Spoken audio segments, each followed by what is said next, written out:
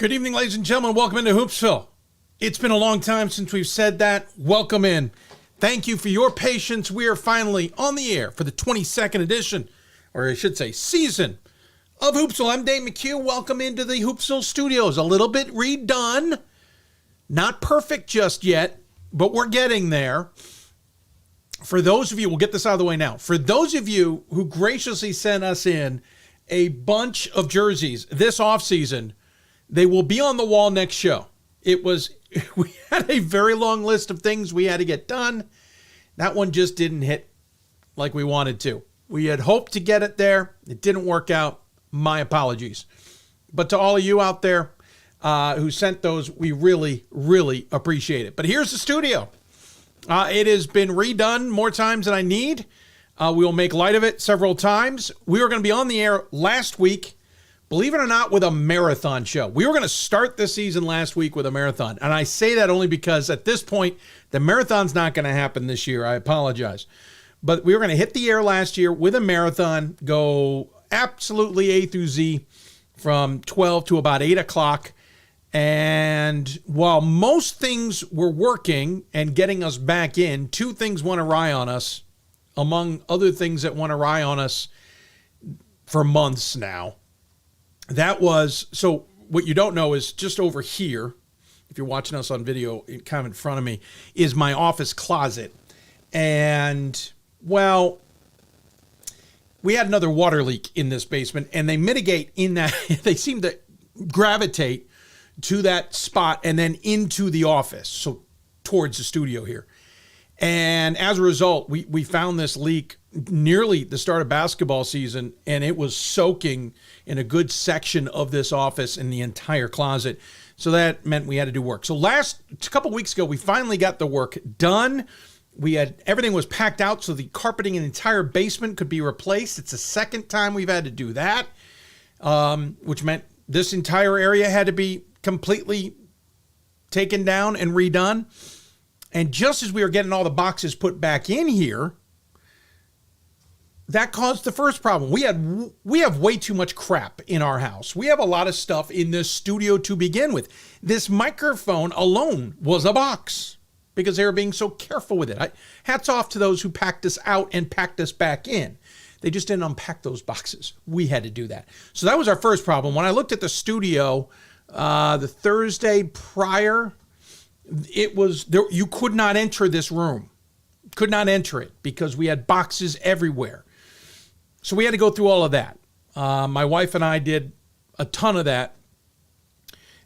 She was out of town, by the way, but we did a ton of that last week. Got most of it done. There's still a whole nother room full of boxes.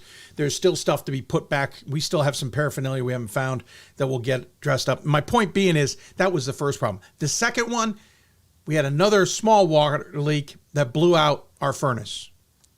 So it was about 45 degrees in this room during the coldest snap of the year so far. So at that point, it was like I can't.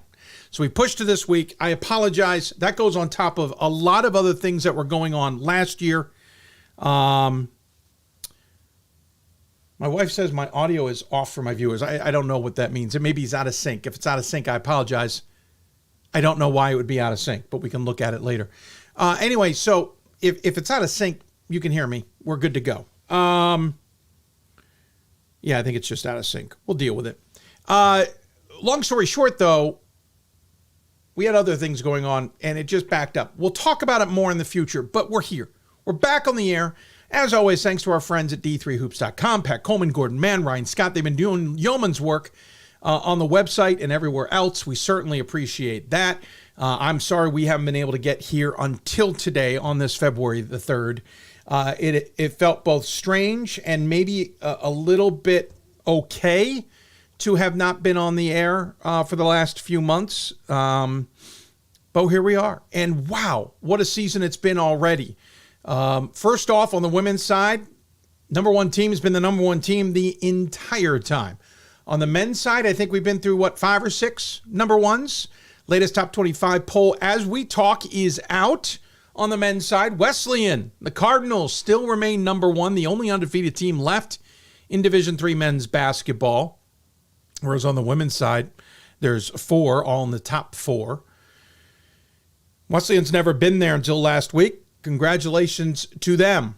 And both Illinois Wesleyans are sitting number 2 on the women's side, 1 first place vote, which honestly surprises me a little bit. We'll be talking to Coach Smith about that, I think. On the men's side, 3 first place votes going to Illinois Wesleyan's way. And the only reason I'm a little surprised by that is they're 18-2 compared to Wesleyan's undefeated mark. I would think the undefeated would carry the weight, but 3 voters felt otherwise.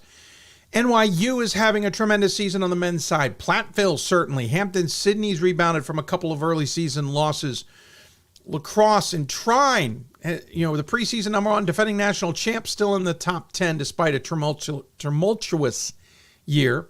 By the way, on our promotions, I put number 2 Trine. That was my error. I wasn't thinking with my head. It's number 7 Trine. Brooks Miller will be joining us on the show coming up a little bit later. Wisconsin Lutheran's having an incredible season this year. The UAA has, as we expected, been absolutely incredible. So has the ODAC. NESCAC kind of is reemerging once again. It's been a fascinating season. We'll try our best to catch up in the next few weeks, but there's a lot to talk about. Obviously, we have to talk about regional rankings and where teams with their strength of schedule and their results versus regionally ranked opponents and all that jazz are gonna rank when they come out on Tuesday. Is something I would like to have talked about. We're not. We're going to be talking about the NPI, which made its debut for this season officially today on the men's and women's side. Interesting enough, I think it was supposed to come out on Tuesdays, but it has changed 6 ways to Sunday in the last few weeks. There's a lot of behind-the-scenes stuff that I'm not able to share you with that information, but nonetheless, it is what it is. But a lot going on with this NPI. Trying to understand it. As I understand it, the Championships Committee made some adjustments based on how things went in the fall. And one of those adjustments is instead of having rankings every day, the final week of the regular season, which is for most schools championship conference week, the tournament week, we will get them pretty much the final 2 weeks of the season. Some conferences are using NPI in terms of tiebreakers in conference. The earliest, I believe, is the North Atlantic Conference. I think they wrap up their regular season on the 15th and would need tiebreakers at that point, starting their tournament the following weekend. I think the NESCAC shortly after that. CUNYAC usually is in the mix there. So there were a few conferences who needed that data a little bit sooner. Whether we needed it for 2 weeks remains to be seen. How that impacts some other things remains to be seen. I'm not sure how it will all play out in the long run, but it is what it is. We'll get used to this NPI. I think it went over okay in the fall. It didn't go over great. There were some decisions made that didn't make any sense based on NPI, but that time is down the road. We'll be talking more about that. We'll get our D3 Datacast guys on the show at some point in the near future to also talk about it. They've obviously been doing a really good job of sticking on top of that and having their own NPI numbers. I don't know if they feel they were on target or not. I've not been able to pay attention to the social medias today to see their opinions on those numbers when they came out. I know Scott Peterson on the women's side has been doing a lot of work on that. I didn't see him make any comments about it being off. I think for the most part, it might be an easier number to figure out. Speaking of social medias, you can always interact with us on Twitter and or X, Instagram, or Threads, though admittedly I don't check Threads as much as I need to, at D3 Hoopsville. You can also use the hashtag Hoopsville. We do have a Blue Sky account, though I have not started using it. We'll have more information when we start using that a little bit more often, but look for D3 Hoopsville there. We're also on Facebook, where we're simulcasting this show, facebook.com/Hoopsville. Glad to see man, BJ's back. Thank you. Studio does look good. I'm gonna try and play around with it a little bit. I'm wondering if we can get some more jerseys on the wall, because we have a lot to put on the wall, but we'll figure that out. And at some point, we're going to take a big picture of the studio and tell everybody what every piece of it is in studio. So there you go. By the way, you can also find us on YouTube, youtube.com/D3 Hoopsville, also simulcasting there. Chip joining us there and tuned in. Thank you very much, Chip. Appreciate it. Hope you're enjoying the program as well. All right, let's talk guests here. Coming up in a short bit, we will be hearing from number one with New York University women's basketball coach Meg Barber. By the way, much like us, we don't like water. I don't think NYU likes water either. We'll talk about how that could be impacting things for them, I hope. But we'll talk about another amazing season coming off of a wonderful campaign last season. And remember, at this point, they are sitting at 49-0 in the last two seasons. The last loss for them dates back to the national championship, right? Was it no, it was national. I'm sorry. It was quarterfinals against Transylvania back in 2023 when they lost 79-63 to Transylvania.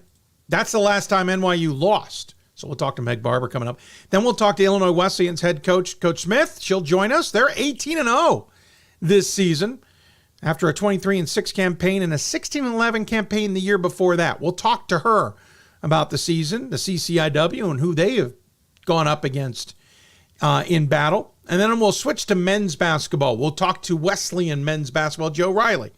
He'll join us to talk about the Cardinals and their first ever top ranking in the top 25. And then we'll pivot and talk to number 7, Trine, because they were the preseason number 1. We wanted to keep the tradition of talking to the preseason number 1 teams on our season debut, even if it is February 3rd. So we'll talk to Brooks Miller from Trine, who they're having a great season, but admittedly a trying one. Remember, they lost one of their players due to a tragic car accident. We'll talk to Brooks Miller about it all, being the defending national champs, starting off the season strong, what it's been like since that tragic loss, and so much more. They only suffered their second loss just recently against a resurgent Calvin squad who jumped into the top 25 at number 23 this week. Calvin lost their first 5 games and 6 of their opening 7, with losses to Platteville, Cal Lutheran, Oshkosh, Heidelberg, Emory, and Oshkosh, and a win over St. John's sandwiched in there. They've been undefeated since, including beating Hope twice since January 22nd and beating Hope and Trine this past week, which got me to at least vote for them. But we'll talk to Trine coming up. And then at the end of the show, we'll have a smattering of the guys from D3 Sports. I'm not sure who we got exactly.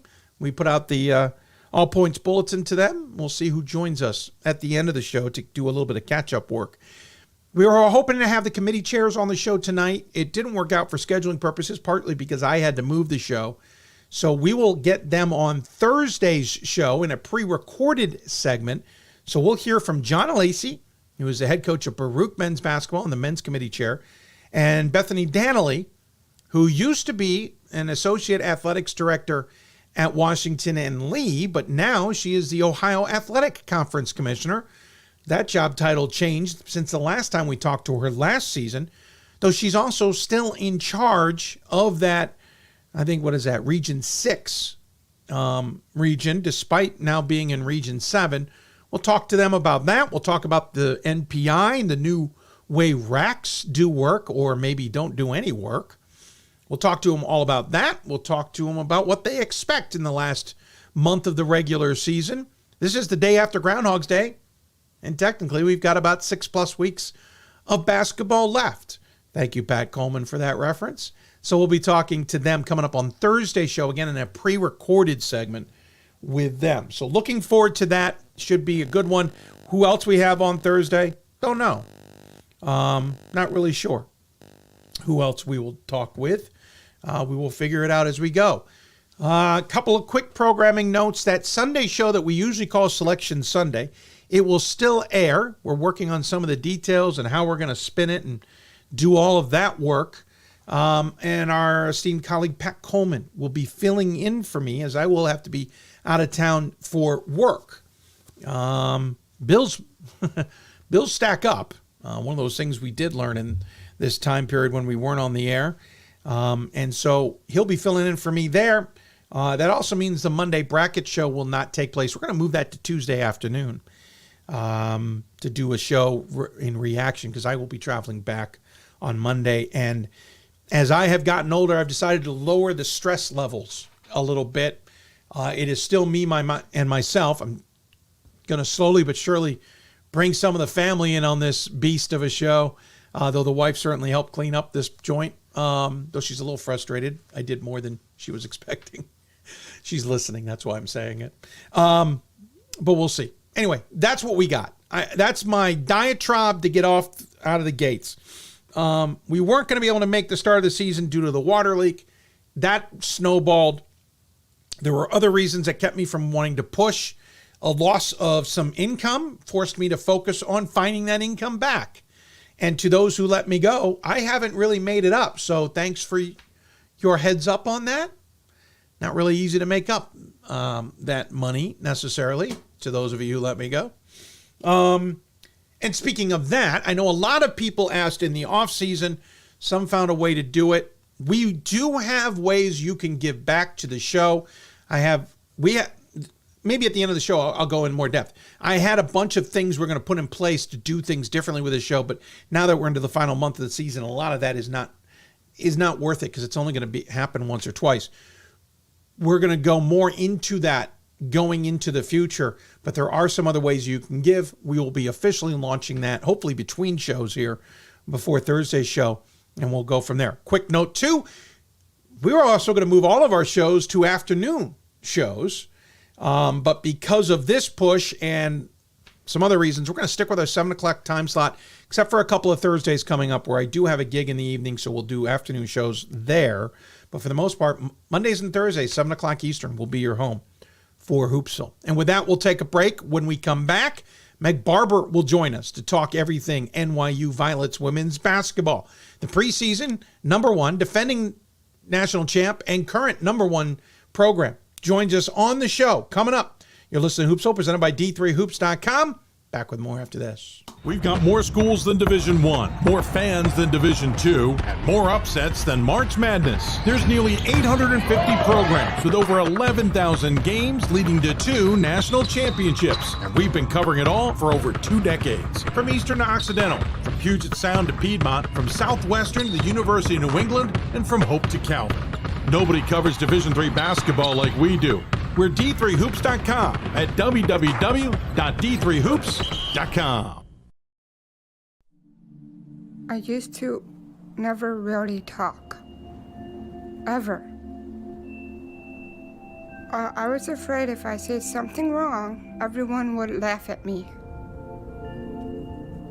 But then I started to play golf with Special Olympics. It helped me to find my voice. And now everyone else is speechless.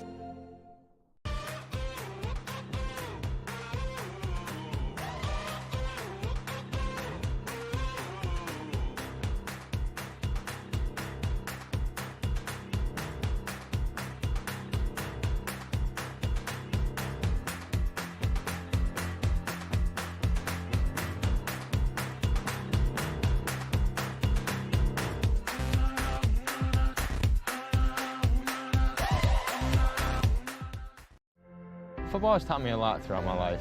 It's definitely had a huge imprint on who I am as a person. Competing at a Division III level created that opportunity for me to go to college. Not only was I the first one in my family to graduate college, but I was really the first one to even go. Being the first one, I'm breaking that cycle, and now that I've graduated, I'm not sure what's the next step, but I know I have a lot of doors open. And a lot of those are open because I played football and ran track here at Otterbein. The National Association of Basketball Coaches is the nation's premier professional development and advocacy organization for basketball coaches at every level. The NABC strives to serve as the voice for coaches on national issues while advancing the core value of leadership, service, advocacy, education, and inclusion. To learn more about the NABC and to become a member, visit NABC.com and follow the NABC on social media at NABC 1927. That's NABC.com or NABC 1927 on social media. It's on us to stop sexual assault. in any way that we can. To get a friend home safe. To never blame the victim. It's on us. To stand up. To make our community safe for all. It's on us. It's on us to look out for each other at parties. It's on us. To be more than just a bystander. To step up and say something. It's on us, all of us. To stop sexual assault. Learn how and take the pledge at itsonus.org.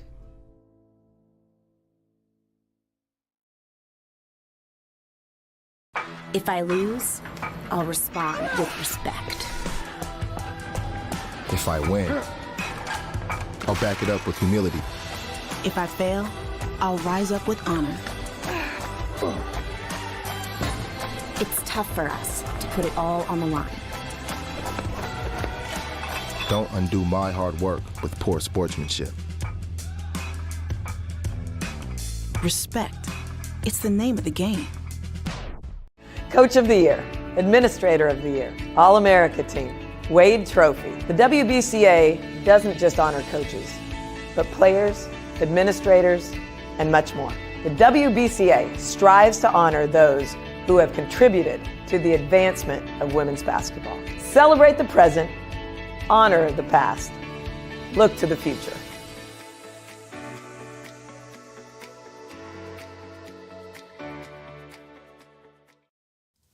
Welcome back to Hoopsville, everybody. Hope you're enjoying the show. One of the thoughts I had, if you're watching us on YouTube, you might be seeing that lip sync issue that my wife brought up to me via text. I tried something different. I went with a lower latency on that to see if we can keep the timing a little bit closer to showtime, where we're live versus the 30 or some odd second. I have a feeling that may have played with things, so we may go back to normal latency in the future. I cannot change it now that we're on the air. We're also simulcasting on Facebook, facebook.com/Hoopsville. Phil has finally joined us there. Love the sidewall. Hey, Phil, if you like that sidewall, watch what's coming next in just a moment. We're also on YouTube and, of course, our Hudl Blue Frame stream. And we're on Twitter, too, though I haven't been paying attention to it. I apologize if anybody has been messaging us. I do see some notifications. Thanks for doing that. Going to pivot to our first guest. They have been the juggernaut of Division III so far. They have, as we mentioned, not lost since the end of the 2023 season, which was the quarterfinals of the NCAA tournament, and won a national title last year. They've been number one probably for almost that entire time as well. Not the entire time, I know that.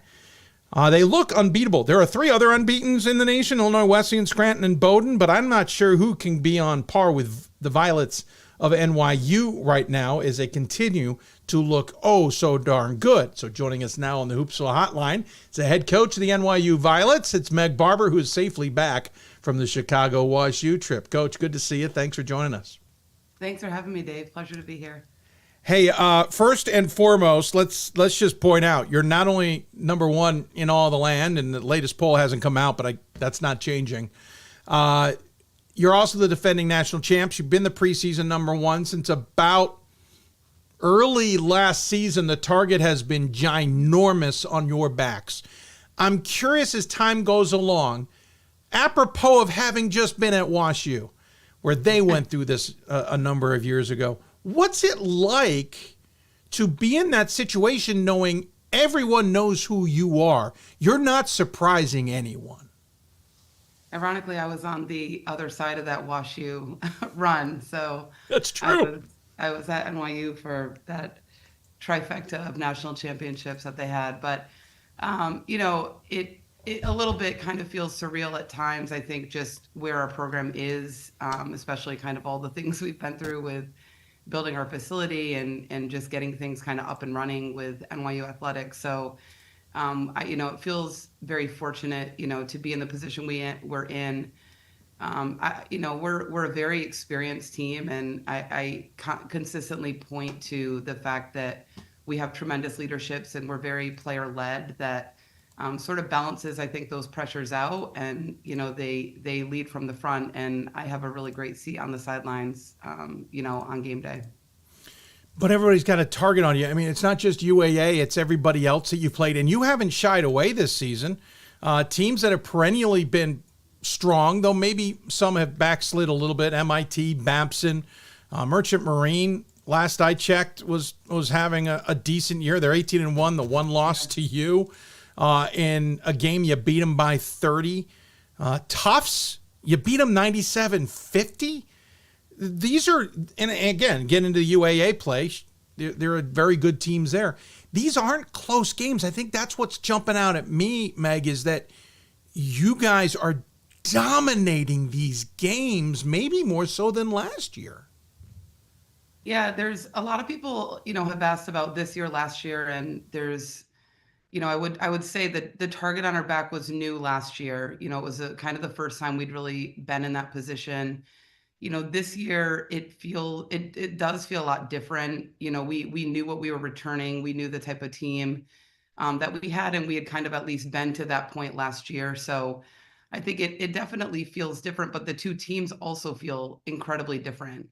If you were to watch us on film, there's really not many similarities between how we played last year and how we're playing this year, outside of the singular individual play of certain players, Belle Palekia, Natalie Bruns, who we were fortunate to return. But, we lost 3 starters from that group last year. So in many ways, it hasn't felt so much like a run as it has from last year to this year.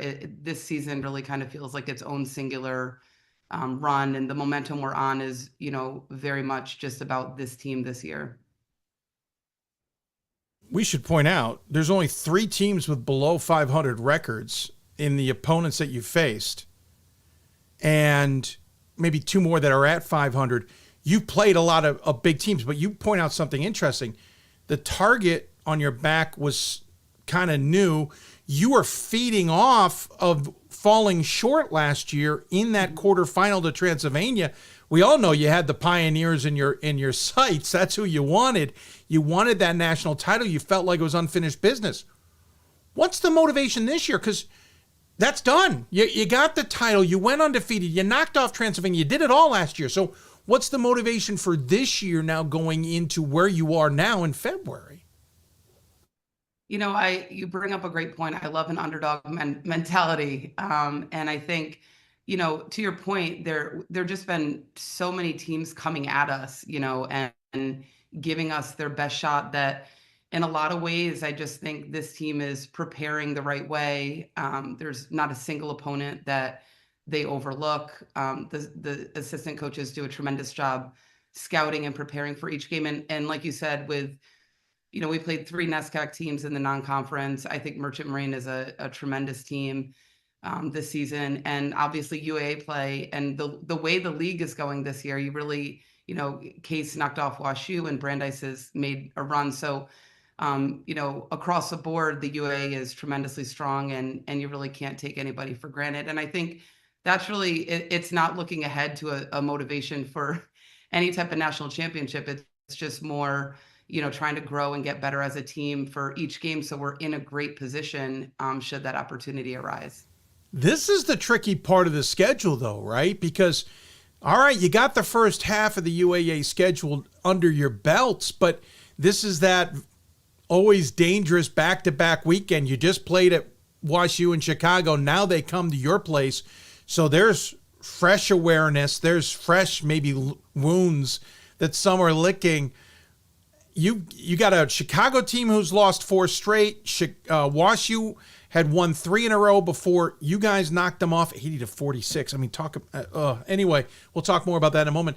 But how do you keep your team motivated is a dumb question, but how do you focus on not letting the lapse happen here in what I would argue in the UAA schedule is always the most dangerous part of it? Yeah, I think for coaches across the country right now, this is that tough time of the year. The players are a little bit mentally fatigued, certainly, physically beaten up just a little bit. And we just had 2 back-to-back road weekends. We were at Case and Carnegie, and those trips for us are, we leave on a Thursday, we get back on a Sunday. They were in classes for Monday through Thursday. We were back on a plane this past Thursday, and I think I got home at about 11:30 last night from the airport. So I think this coming weekend, to that point, we're super excited to be home and have gotten sort of, two of the three brutal UAA swings out of the way. And like I said, for us, I think the sharpness comes from just knowing how great the coaches in our league are and just having a lot of respect for the programs that our team isn't going to overlook anybody. Quick note, the men are having a tremendous season as well. The men's side of the UAA is even more bonkers, so you get to at least sit back and enjoy watching that. You don't have to be involved with that. Let's talk about this team. You are scoring 92.8 points per game. I'm pretty confident that is higher than last year. Yeah. You're only allowing 48.3. For any of you who haven't done the math, that's a 44.6 point advantage to the good for all of you. When I said you are dominating teams, you are dominating very good teams. Is that able to continue? Like, do you worry about a lull that you've been so good that it starts to become, oh yeah, we're going to win? I don't worry about a lull with the senior leadership that we have. I think, Belle Plecchia and Natalie Bruns, who have been starting since they put on an NYU uniform, are just really kind of built differently than, the average, college player, which I have a ton of respect, obviously, for the average college player. That was me. But they are just like, Belle is, there's this hatred of losing, and I would categorize losing for her as like a singular possession, so one mistake or one, run that the other team goes on, and she's really in those huddles leading the team, and holds, I think when your best players are your hardest workers, it really sets a standard that, holds other people accountable. And those two, for as good as they are, two of the hardest workers I've ever coached in my life. So I think that aspect of our program, really kind of runs itself. We talk a lot about not coaching effort and such. I think, to your point, the thing that probably, stresses me out as a coach, even though people will look at scores, is, what you've done in the past has nothing to do with the next game in front of you. Certainly it builds confidence in our team, but the coaches in this league are not going to just pack it in and look at a score and say, okay, they're going to scout us. They're going to have adjustments. They're going to, be ready with something different. And that's what I love about playing in this league. We see a lot of different looks, and I think it really prepares us for, the NCAA tournament, when that comes. Well, Meg, you said you were an average player. I get it. I was an average bench player in the soccer years of my life. But you raised an interesting point. You said earlier you were on that other end of that incredible Wash U run of several years of undefeated and national champions. Eventually that comes to an end. You being on the other end, you would have loved to have been that person, that team, that unit to knock off Wash U and get all the headlines. So that's out there. But you talk about Natalie and Belle, and I find them fascinating. First off, they are two of four players who are averaging barely over half a game in minutes. Nobody has even come close to averaging 3/4 of a game in minutes. 23.7 is Belle at the lead. 23.7 minutes a game. Remember, there's 40 minutes in a game. 20 and a half. Natalie's at 23.1. Natalie averages 16.2. Belle's averaging 14.9. Don't forget Jamie Bahar, 9.8 points a game. Caroline Pepper is at 9.6 points a game. Brooke Batchelor is at 8.7. And there's Mary Kate Fahey at 8.5. You've got those two in Natalie and Belle who are an absolute two-headed monster. Yeah. But you've got four after them that are absolutely ready to pick up the slack. That is scary good. And how do teams prep if you are the opponent? How do you prep for a team like that? Because you can't stop one.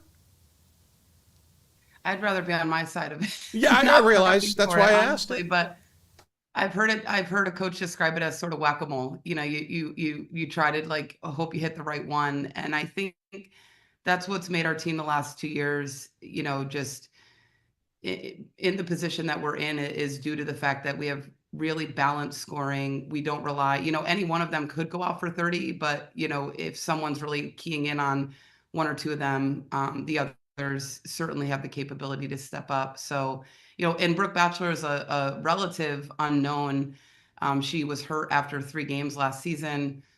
And I think a lot of people, are kind of surprised, think that she was just this bench player last year, but she was injured, and we knew what a gifted athlete she was. So she's been a big part of kind of why we're playing the style we're playing, and has, fit into the athleticism that Belle and Natalie bring to the floor. Natalie had a nearly 30-point game in a half against Cobleskill. She played 20 minutes. That's how good you all are. But again, the target's big. I don't want to ask what the motivation is because we kind of understand it, but you do now pivot to the second side of the conference action. You distance yourself from any back-to-back game scenario. Obviously, you don't have a conference tournament where that pressure arises. At what point do you start focusing on, I got to get them kind of starting to prepare for March, even though we still have a lot of work ahead of us now?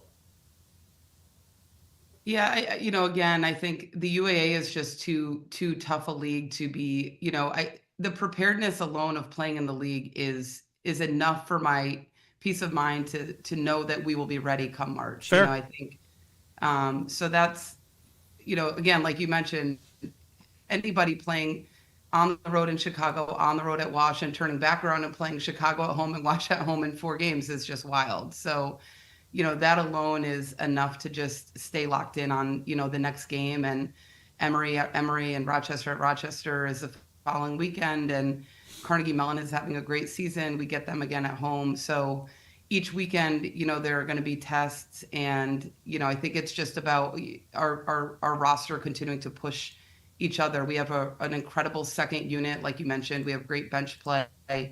And we also have a group behind that is our scout team that's really, really gifted, basketball players. And I tell our team all the time, people will look at the accolades and the minutes, but the scout team preparing us the way they do for the different looks that are, they're capable of being some of the top players in the league, and in terms of practices and things like that, have just helped us to, I think, put our foot on the gas when the ball goes up and the games start. When you look at, if anybody's been to the website recently, they will notice a little alert at the top that says, due to flooding at the Paulson Center, and we're going to leave the rest alone. Yeah. Though track, pool, wrestling, and basketball are all mentioned in terms of facilities that are impacted by this. If anybody knows the history, many know the history, but for those who don't, the Paulson Center only opened a couple of years ago after you guys were basically dark for 5 years. I think it was 5. When the Kohl Center and the whole building was raised, you had to play elsewhere. Just when you guys are ready to open the Paulson Center, a water main blows, destroys the court, and you are not able to go on your floor for another season. I mean, I think it was within a week of that first game. Here we are again, and as one who can absolutely appreciate that water sucks and does a lot of damage, when you read something like that initially, I got to imagine your heart's in your throat. Yeah. I got a text message from one of my assistants last week saying, there's like a bit of a flood at Paulson, and I choked on my breakfast, but the facility is okay for basketball purposes. They're working through some, issues in terms of the building just being open and kind of, corridors and things like that being usable by the public. But the court is okay in terms of play, and we're obviously super fortunate and, feel very grateful having the PTSD of the facility not opening. Last year was our only year in there. Right. So this is year 2. So, we love it. And, the thought of not being able to host UAA play did not cross my mind. I felt like that can't happen twice. And, our administration's doing a great job just making sure everything's going to get up and running. When this last one happened, I don't have to go into all the details of how I figured it out. I was looking for a monitor because we were in postseason of baseball. I could work from upstairs instead of being here, and I just wanted to do something different. I came down looking for a monitor, couldn't find it, picked up a backpack off the floor, and it was soaking wet.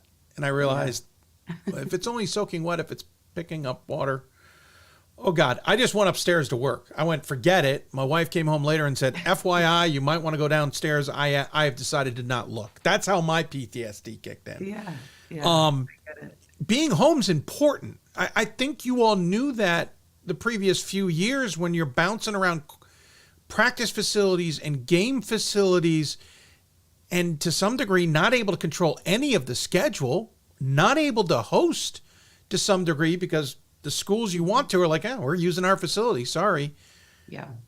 You need this place to function. So my two-part question is, first off, is this Paulson Center or is this New York City stuff that's getting into Paulson Center? And the second part of that is, how important is it to be home?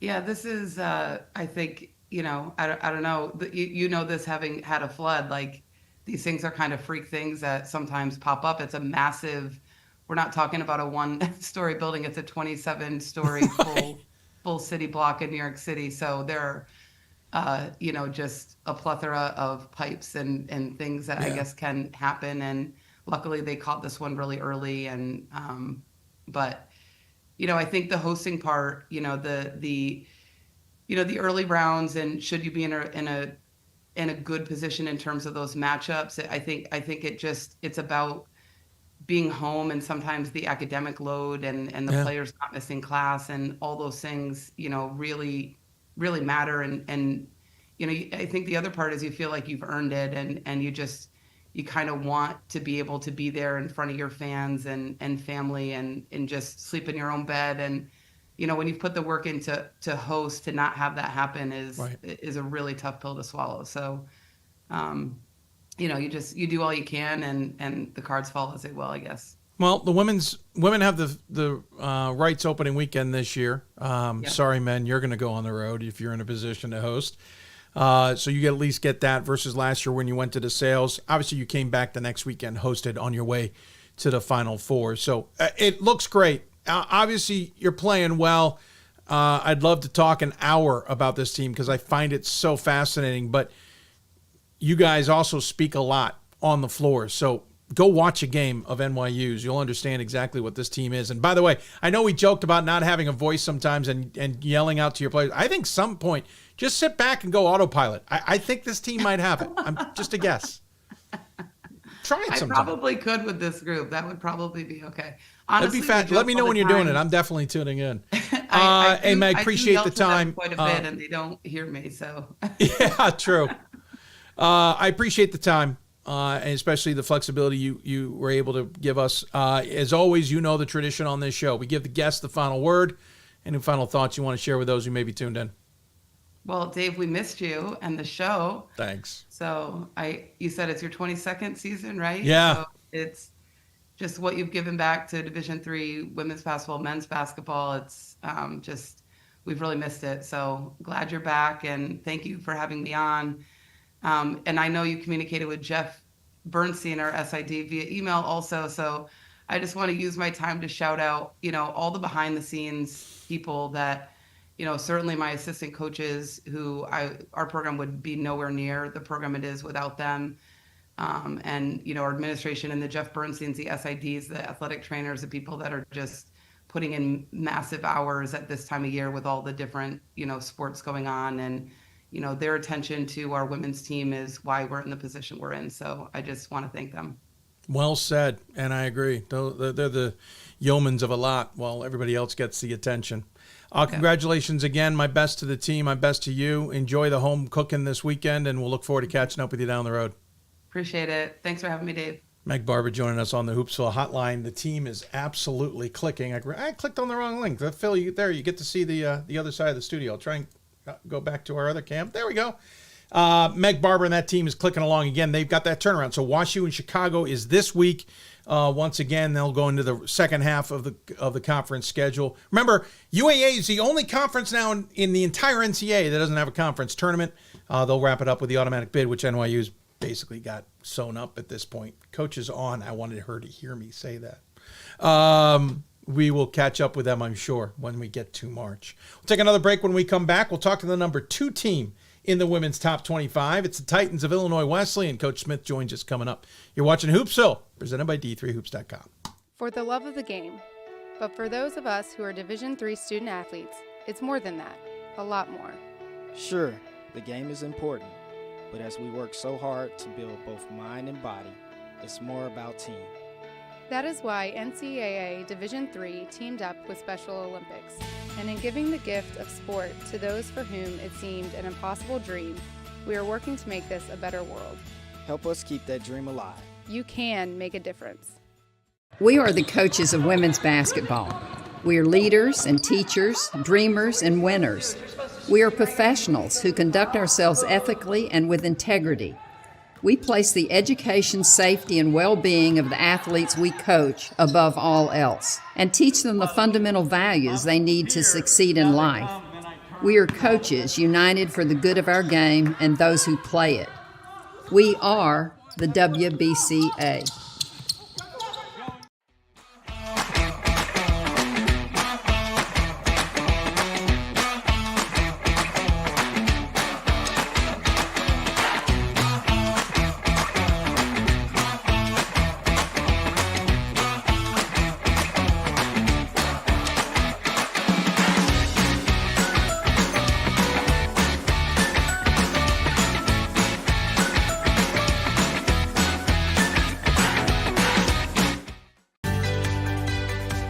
Responsibility is being accountable for your words and actions, first and foremost. It also is an obligation to be a positive influence in the communities around you. Being in a D3 program, you're going to have lots of different opportunities. You're not just an athlete, you're also involved in student life. Your academics are extremely important. We give a lot of our student athletes responsibilities right from the start by giving them leadership opportunities, by having them engage in the community, be a positive influence. That's being a responsible person. There are over 480,000 college athletes. Only 2% would go pro. That means over 470,000 will not get a shoe contract. No autographs. No private jets. No fan clubs. No Hall of Fame inductions. Instead, they will walk away with something much more valuable.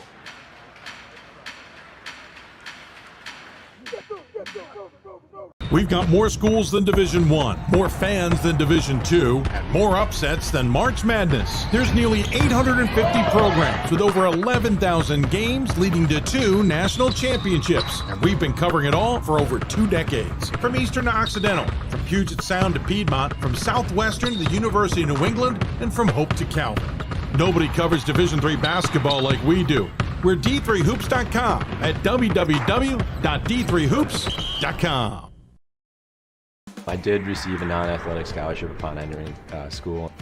I got the presidential scholarship, which was huge for me. I think there's more opportunities for academic scholarships in Division III. I did receive academic scholarships. Just being involved on campus, being a leader, all those things combined kind of get me recognized. It's a great experience for me.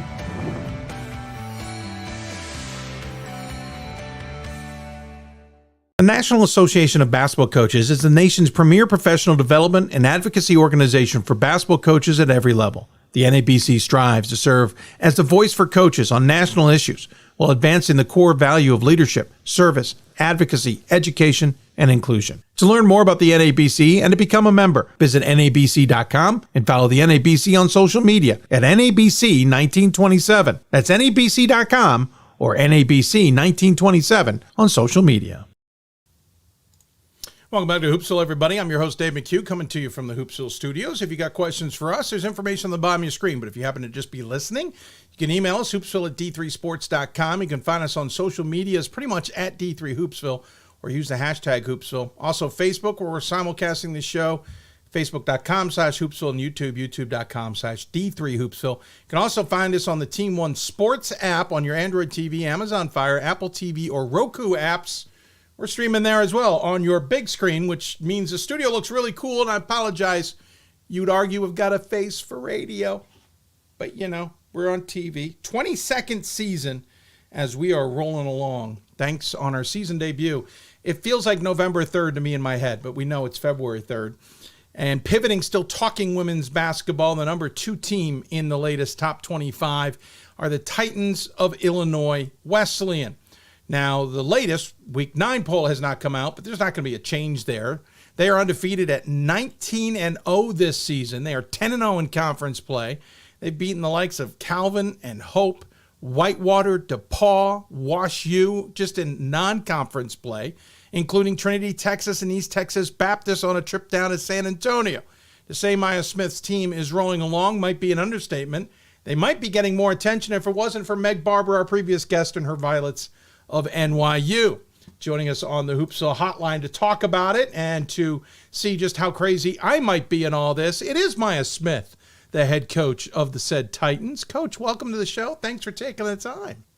Thanks, Dave. Thrilled to be here today. Oh, it's thrilled to have you. It's been a little while, honestly. I didn't do the research to find out just how long it's been because I was a little guilty of not knowing the answer. But you guys have, juggernaut team for a long time. Then COVID hit, 29, 16 and 11, 23 and 6 last year. Seemed like a little bit of a lull, but man, you have roared right back this season. I've got a great group of girls. They're really a lot of fun to work with, and they have high energy and willing to just do just about anything we ask of them, Dave. So they have absolutely been a joy to coach this year. We're having a great time down here. Is it just that the team has kind of come together over the years and figured it out as a unit? Is it that pieces have worked out and even new players have gelled? What's been the sauce that's worked so well? Well, I think a lot of that has to do with our final game of the season last year against Wartburg. We felt like we did not play our very best game in the NCAA tournament there. And the girls have just been focused ever since. They've really, they've worked hard in their off season. They got stronger. They got a little faster. They worked on their shots. They were creative about, putting their workouts together. And when they came back to school in the fall, you could tell that there was a different dynamic. They were focused, eager to do anything that we ask of them. And like I said, it's amazing for me as a coach that I feel the joy I do every day when I step into practice and every day when we get on a bus to go to a game or every day when I step in that arena. It just has been a joy so far this year. Yeah, and we should point out not only the Wartburg loss, but two games before that, you lost to a really good Carroll team in the conference championship. I'm suspecting it was kind of a combo of that, right? Because not only did you miss out on the conference title, you fall in the second round. That's a lot of great motivation to move into that offseason, as you said. Is it a topic of conversation, though, or is it just one of those underwriting drivers? Absolutely, it's a topic of discussion for us. The girls, I think on the bus ride back, they were already making plans for what they wanted to do in order to get better so that loss against Carroll in our conference tournament at our place doesn't happen. And so that loss at Wartburg doesn't happen. Absolutely, it was a topic of conversation, and it's been discussed, I bet you, every day since then. You've got 4 players on this team, senior or fifth year. That's certainly a nice core group, but I notice you've got a lot of juniors on this team. Not that we're looking to next year. Love the lights, don't you? Not that we're looking ahead, but that's a lot of stability, again, built over the last few years coming together. Does that make it easier to coach? I really like what our junior class does, especially in preparing us. I heard Coach Barber talking about her scout team. Kudos go out to my scout team as well. Just again, a lot of effort, a lot of unity. I think my team really likes each other. They enjoy spending their free time together. They enjoy spending time together in practice. We have a lot of energy. We dance a lot in practice. We're high-fiving in practice. And all of that comes from each class down. Our seniors do a great job of leadership. Just like you heard Coach Barber mention before, we've got fantastic leaders. And those juniors, in order to have great leaders, you got to have great followers. And those juniors are willing to listen and accept whatever they need to from those seniors so that they can help this team be better. We talked about that NYU teams outscoring their opponents by 44-plus points a game. I can't say the same for you, but to be honest with you, I don't talk about a lot of teams outscoring their opponents by 44 points a game in general. You're still an impressive 17 points a game. Offense is putting up 77. Defense is limiting to 60. I think the only thing that jumps out at me maybe is that it's below 30% from beyond the arc. is this just a team that's more built to be inside than outside, which is kind of a little bit old school? I would say no. We're a little disappointed in that 3-point shooting percentage, but we're not going to let it handcuff us. We're going to go ahead and keep shooting those threes. We're going to keep taking them in transition. My players have a green light. They do have a little bit of a pre-game workout. Every day they have to get up so many threes. They have to chart those threes. I take a look at those charts. We're just not shooting it quite as well in games, I think, as we could be. But then we have some games where, like against the game we just played against Elmhurst, Ava Bardick went 6 of 7. So, it kind of depends on the game and how the teams, our opponents, play us. But my team has the green light for those 3-pointers, even though we're shooting it below what we need to shoot it. If we shoot it a little bit better, I think we're really going to be hard to beat. You're still shooting a little under 43% as a team, so you're still shooting very well. It just happens to be 29-7 from beyond the arc. You're limiting your opponents to 39% from the floor, 27% from beyond the arc. So the defense certainly makes up for whatever quote-unquote shortcomings there is in that. So obviously, to your point, okay, so it's not working great, but it's not a detriment, right? It's still correct. It's still an option for you. But how does it mentally not become bigger than it is? Like, how do you make sure, yes, they've got the green light, but at some point, anybody who's in a slump or doesn't feel like they're shooting well, it's going to get to them mentally. So how do you keep that at bay? I think that's a little bit mental toughness just on our own players' parts. But I will also say that for my staff, we're very encouraging. We know the 3-point is effective for women's basketball, just like the dunk is for the men. I mean, you hit a 3-pointer in transition, it goes crazy, just like a dunk would for the men. So, as far as shooting that 3-pointer, our girls work on it daily. I'm very confident. They know I'm confident. When it leaves our players' hands, the 3 ball, our whole bench is up. We think it's going in. We think it's a boom type of shot. So we've got a lot of confidence in them. I believe they have a lot of confidence. And I really feel like we're trending up in that. It'd be interesting to chart those games where we were lower in the 3-point percentage as where we're at today in the last few games. Yeah, in ebbs and flows, right? Let's talk about your team more individually. Lauren Hubert leading the way. No surprise there. 15.7 points a game. Also 7.6 rebounds a game, which leads the team. Ava Bardick, second on the team, 14.5. And you got 2 more in double figures in Powers and Palmer at 11 and 10.5.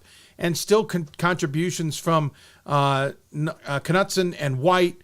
The list is long, to be honest. And you've played a lot of these players. Really, you've played everybody in at least half the games this season. But again, it starts with that 4, and it starts with that quad. And again, to some degree, it goes through Lauren.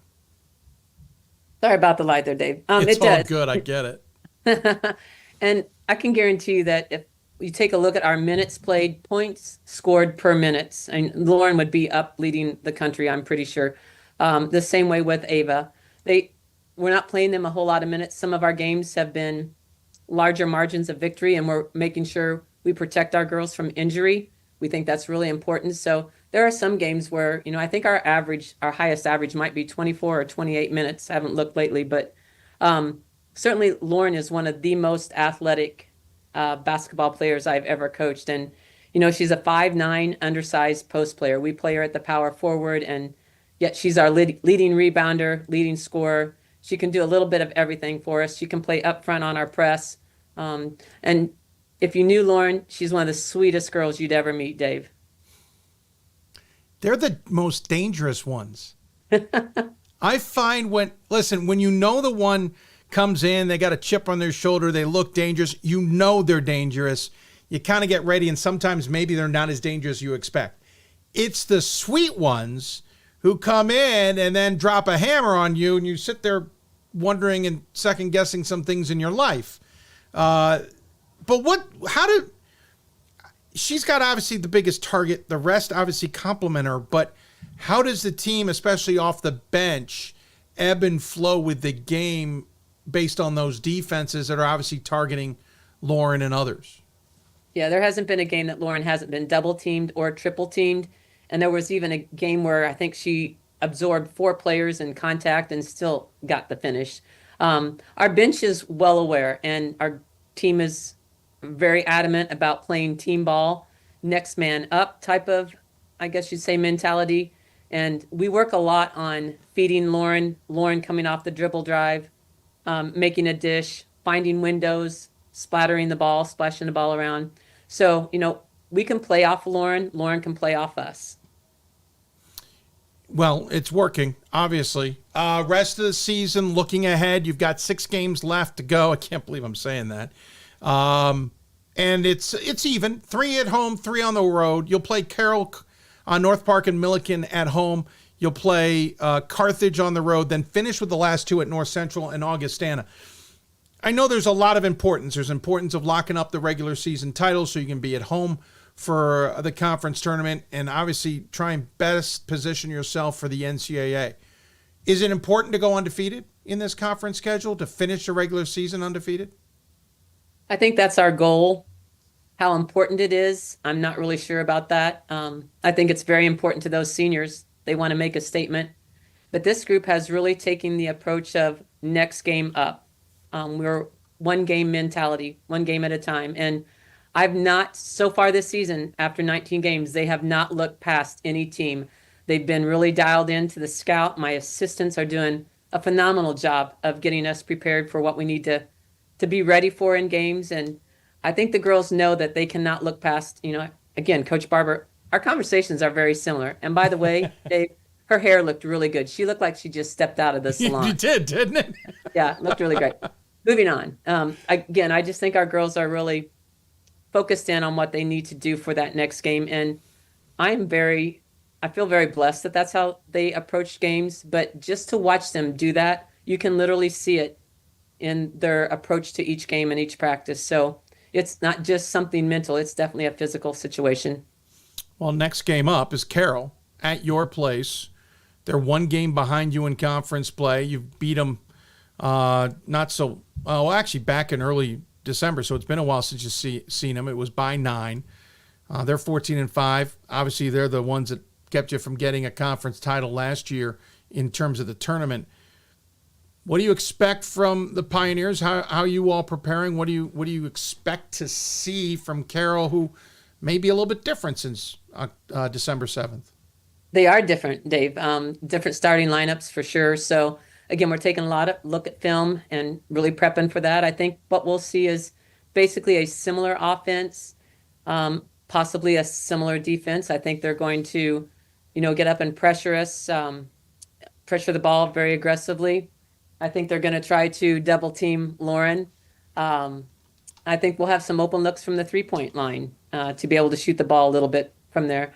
At the same time, they've got a really good 3-point shooter on their team. They've got a strong post player, and they're led by a really strong point guard. Milliken used to be coached by a pretty dangerous coach, an Illinois Wesleyan grad, and Olivia Lett. She's now the head coach, if I'm not mistaken, of UIS. Correct. Illinois Springfield program. There's no truth to the rumor that you found her that job, right? To get her out of the CCIW, you didn't want to deal with her anymore. That's the rumor I heard. Yeah. Whether that's completely made up now or not is irrelevant. Yeah, one of my best coaching moves in my career. Listen, I was impressed. I was a little surprised she moved on and moved out of D3. I honestly thought she would try and still be a bit of a pain in the rear end to all of you. Yeah. I'm not sure what provoked Liv to take the job at UIS. Maybe the thought of moving Division II from Division III, then maybe perhaps moving to Division I. I know she has those aspirations, and she's a great young coach. So it was probably a good time for her to make that move if she was going to make it. But tell me that you had to have been cheering a little bit inside. Absolutely. We do really like the new coach, Kristen Hammer, who's now there at Milliken, and she's doing a really good job with their program too. So, I'm sure they'll get rebuilt and get going again. Coach, it is the one thing I got to go. Well, interesting enough, the same as NYU. The men's program is certainly flying high there at Illinois Wesleyan. Once again, Ron Rose's team is sitting second in the top 25. Not getting as many. They're getting a few more first place votes than you are. It is what it is. You are undefeated. I think you deserve more. But what's it like to I know you all are used to both programs succeeding and succeeding at the same time, but it's been a while since I remember them both at this stratosphere. What's it been like on campus? What's it been like on the court, in the offices, et cetera? It's really great. My office is really close to Ron Rose and close to his assistant coach, Andy Etheridge, and it's a great working relationship. I have a ton of respect for Ron Rose, and he is a solid, good man. Just love that he runs our program for the men's team, and it is fun.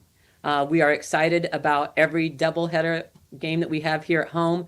The doubleheader at Elmhurst on Saturday was well attended. There were more Wesleyan fans than there were Elmhurst fans, and that was an away game. So it just really is it's a win-win situation for us both. And I will tell you, Dave, that the last time I think we both were this good was 2012. And we know what happened in 2012. Wesleyan women came away with a national championship. So we welcome our men, of course, to be ranked up there at the top, and we'll support them just as much as they support us. It's it's a lot of fun. Our girls get along really well with their guys, and it just has been a really fun environment. Maya, what I'm getting from that is you're glad that the men are doing so well. They did not win a title in 2012. It's been a while since they did. You just want them to be good so you can win a championship. They can ride your coattails, is what I'm hearing. I don't know about riding coattails, but we certainly like those comparisons. We like to look back and see that happened in 2012 and use it. That was a heck of a season, admittedly. I remember, I think an aforementioned person we were just talking about may have been on that team.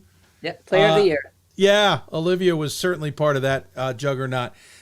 Coach, fun to see you again on the show. Fun to see the program doing so well. Quick question before I let you go. I didn't ask this of Meg. I'm more curious from your perspective. NPI, we're starting to kind of get our hooks into it, understand it a little bit more. I'm sure you were watching the fall to understand a little bit of how it comes together as well. Your initial thoughts, albeit we got a ways to go before we know the true impact of this. Yep. That's just it. It's still, in my book, it still needs to be tested, tried, and true before I throw all my eggs into that basket.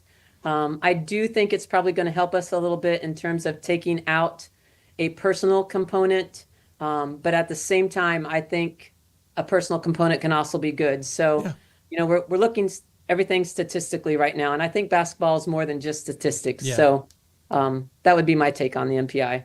No, I think that's a great take. It's a well measured in kind of where I am, middle of the road. There's pluses and there's minuses. We'll see how it shakes out and go from there. Coach, appreciate the time as always. We give the guests the final word, though. Any final thoughts you want to share with those tuned in? Well, first of all, it's really glad to have you back. We have missed Hoopsville and very honored to be able to talk about my team as one of your first guests, and just look forward to a really great season and being the best that we possibly can be. Well, congratulations again. Impressive start at this point. Impressive March to this point in the season, 19-0. I'm not sure you had that on your whiteboard at the beginning of the season, but I'm impressed nonetheless. Good luck the rest of the way. Look forward to talking about the Titans in March. Perfect. Thanks, Dave. Thank you. Maya Smith joining us here on the Hoopsville Hotline. Again, 19-0. They got Carroll coming up in 2 days' time. That'll be a Wednesday game. Then on the road Saturday against Carthage. And then 2-2, North Park, Milliken, North Central, Augustana. That's how they wrap it up. Home, away in the last 4. It'll be fascinating to see how those teams work out. Again, remember, women have the advantage. So Illinois Wesleyan men, if they could host, would be on the road. NYU men, if they could host, would be on the road the opening weekend. We'll take another break. When we come back, we will pivot. We'll talk to another Wesleyan. We'll talk to the original Wesleyan. We'll head out to Connecticut. Talk to the Cardinals, who are flying high as the #1 team in the men's D3Hoops.com top 25. They've never been there before, and Joe Reilly talks to us about it all. Coming up on Hoopsville. We've got more schools than Division I, more fans than Division II, and more upsets than March Madness. There's nearly 850 programs with over 11,000 games leading to 2 national championships. And we've been covering it all for over 2 decades. From Eastern to Occidental, from Puget Sound to Piedmont, from Southwestern to the University of New England, and from Hope to Calvin. Nobody covers Division III basketball like we do. We're D3Hoops.com at www.d3hoops.com. Coach of the Year, Administrator of the Year, All-America Team, Wade Trophy. The WBCA doesn't just honor coaches, but players, administrators, and much more. The WBCA strives to honor those who have contributed to the advancement of women's basketball. Celebrate the present, honor the past, look to the future.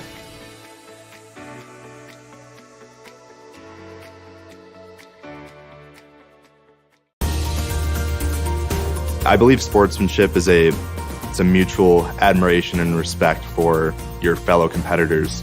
We all go through a lot to reach the point where we compete against one another. It's important to realize that. So once we're finally on the field or on the court or on the starting block, we look at each other as fellow human beings and not just competitors. Being able to recognize the hard work that other athletes are putting in creates a more positive and inclusive environment. Division III allows you to give yourself to other things. Having that free time allows me to pursue the things that I want to pursue. Division III athletics affords students the opportunity to, engage in the other interests in their campus and in their lives outside of that sport. It allows you to just be able to do everything you want to do. I wouldn't change it for the world.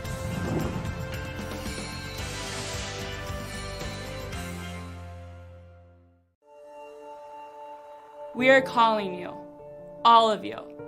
We are calling all Division III schools to join our cause. It's on us to start the change. It's on us to be the change. It's on us. It's on Division III. It's on all of us to stop sexual assault.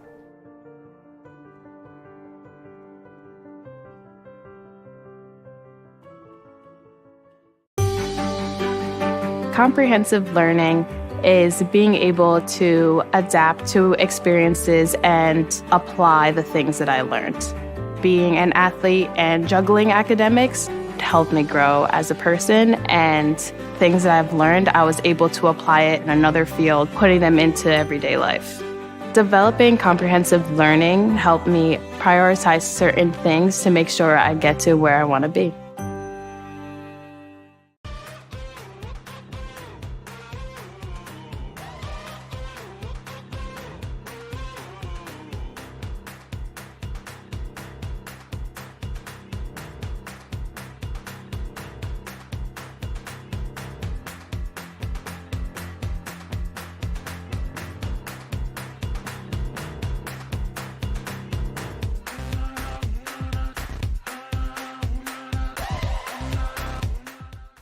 For the love of the game. But for those of us who are Division III student athletes, it's more than that, a lot more. Sure, the game is important, but as we work so hard to build both mind and body, it's more about team. That is why NCAA Division III teamed up with Special Olympics, and in giving the gift of sport to those for whom it seemed an impossible dream, we are working to make this a better world. Help us keep that dream alive. You can make a difference. Welcome back to Hoopsville, everybody, as we continue to roll along here on this opening show of the 2024-25 basketball season. It is February 3rd, 2025. I'm Dave McHugh. We're finally on the air with Hoopsville in our 22nd season. Thanks to all of you for your patience, and we have had a wonderful show so far. Talked to the number 1 and number 2 teams in all the land in the women's top 25. By the way, Week 9 poll has not come out as of yet. Women's poll is always a little bit later than the men's poll for a host of different reasons. It's tough to sometimes get the voters all put together, but I've got my Slack room up and when that does release. Pivoting now towards the men, though, and the new number 1 as of last week, and now still number 1 as of this week, are the Cardinals of Wesleyan, the original Wesleyan. You know, the one in Connecticut that's in the NESCAC, Middletown, Connecticut? Yeah. They're the ones who are the best team in all the land. They're the only team left who's undefeated in Division III, 21-0, coming off a really good stretch to start conference play. Beat Williams, Middlebury, Hamilton, Amherst, Trinity, Tufts, and Conn College. Tufts gave them a game, no surprise. Williams was a little bit close, no surprise. But a tough road ahead. 3 on the road at Bates, Bowdoin, and Colby before they get into conference play. What's this all mean for the team that is in the top 25 for the first time ever, let alone getting top 25 votes. I'm sorry, number 1 in the top 25 for the first time ever, getting first place votes for the first time ever. Joining us to talk about it and explain to us what it all means, it's the head coach of the Cardinals of Wesleyan. It is Joe Reilly. Joe, it's been a little over 2 years. Great to have you back on the show. Congratulations, because this is stellar. Thanks, Dave. Appreciate it. Fun to be on. Appreciate all you do for Division III basketball, and yeah, it's been a fun ride so far, but a lot more work to do. I know that this program has put its toe in the water on a handful of occasions while you've been there, and it looked like you were taking that evolutionary step. 2017, 2018, you were 22-7 after a couple 18 and 19 win seasons. 21-22 after COVID, 25-4, really made a splash. 9-1 in conference play, but then 16-9, 13-12. I'll be honest, I didn't see this 21-0 mark coming. Did you guys? I suspect you figured you'd have a good season, but were you expecting this? I expected us to have a very good season. I think it's hard to say. No, I didn't expect to be 21-0 because that's just it's hard to do. I've been in the NESCAC for 27 years, and it's only been done once, I believe. And that was Connecticut College back in 1999. I was in my second year coaching at Bates College. So I thought we'd be really good. We had a great year in 2022. We had a lot of experience. We were really old. With COVID, and we had some guys take gap years. We were really old and experienced in 22 and in 23. And then last year we had some great players. We're lacking experience, and we had some very close games. I mean, we took Tufts on the road to overtime. They were a Sweet 16 team, and we took Trinity to overtime, and they obviously were in the Final Four. So we thought we had the pieces, but we also had some stinker games where we didn't show up. But the guys were hungry in the offseason, and we've been taking it one game at a time, and so far it's been working out for us. Well, the schedule has been pretty challenging to some degree. Montclair State's in there. Albertus Magnus, who's usually a pretty solid New England team, though they're having a little bit of an offseason at 11-9, but still good win over them. You played Yeshiva and handled them well. Of course, conference play in terms of Amherst, you've already played them twice and beaten them both times by similar scores. At what point this season did you kind of look at the staff or the team or maybe yourself and go, oh, we got something cooking here. This is going to be maybe better than expected? I think there were a few moments. Montclair State, Justin Potts does a great job with that program. We went down there. We were 2-9, Dave, on the road last year. Oh yeah. And we went down and played a very good Rutgers Newark team on a Saturday, and then we went back to New Jersey and played Montclair State on a Wednesday. Went through classes all day, hopped on a bus, battled the New York traffic. And Lord. As a NESCAC team, both those teams, everyone we play in the first semester has a 16-day head start on us. Everyone starts practicing on October 15th. We start on October 22nd. We don't scrimmage in the NESCAC. That's unless we want to kick away one of our 24 games. So, those games are very scary. And I thought that the Montclair State particularly, it was a hostile crowd. It felt like a game in March in November, and that was a great win. And our win at Williams, we played really well. We played really well defensively, and they're a really good program. And I think those were the two signature wins in the first semester. I said, yeah, we could be pretty good. It's obviously translated well. I love that analogy of Montclair State, because the other thing about the NJAC is it's gotten a little bit of a coaching impulse from schools like the NESCAC, right? You've got some NESCAC either have coached in the NESCAC or played in the NESCAC or are now coaching in the NJAC, and it's kind of shook that conference up a little bit, and a great example at Montclair State. But what I think that jumped out at me was when you got into conference play, there's a lot of times we see teams go out and have pretty gaudy non-conference schedules to get into conference play, and they're exposed, right? Because who knows you the best? It's the conference. And I think what jumped out at me was the 82-69 win over Amherst to start January. It was beating Williams by 6. It's going and handling Middlebury, who looked decent at the start of the season. It's handling a really good Hamilton squad right after that.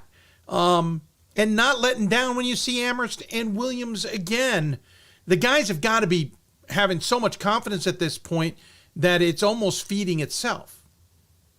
Yeah, our confidence level is high. We're also really guarded. We know how hard you have to play to win a basketball game.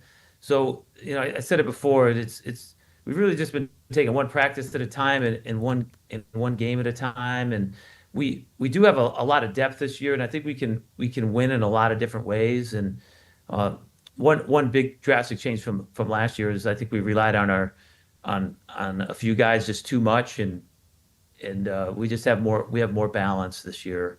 And you need depth in the NESCAC because you're playing on Friday night at 7, and then 20 hours later you're playing at 3 o'clock. So depth really favors you in this conference. You've played 19 guys this year, 12 of them in double figures, meaning in about half the season. Yeah, you've got depth.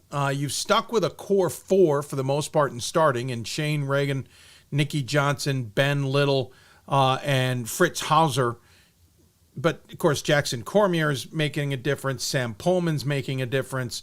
Zach Walensky and Oscar Edelman certainly are getting a lot of minutes. Josh Cameron making his impact, and there's a lot of other guys. You got 2 in double figures in Reagan and Johnson, for those who don't know, 17.7, 12.5, 5+ points from pretty much everybody else that I mentioned, and you're outscoring your opponents by 20, 19+. Is this similar to NYU when we talked to Meg Barber, you've got a lot of weapons, good luck stopping them all?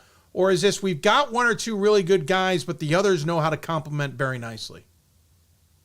I think we do have a lot of weapons. I think that every game's a little different. I think one of the key things is this team really cares about winning the most, and that as a coach, that's your goal for every team. But you find that at different degrees.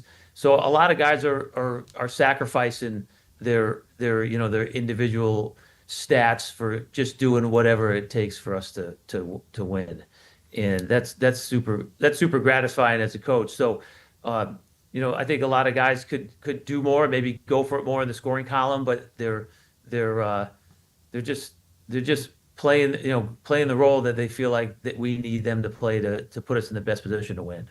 You're out rebounding your opponents by 11.5 per game, and there's nobody who's got 6 or more rebounds per game. You got 3 with 5+, 6 with 4+. When I read into stats like that, and yes, I've dabbled with watching a few games as well, there's a team mentality with that. And whenever I'm around a program that's got a team mentality to rebounding, whether it's to shut down extra opportunities defensively or get extra opportunities offensively, I find those teams, that might be the small, subtle way that I realize a team is really good and is tough to beat. Is that the mentality, or has it just been a byproduct of everything else working too?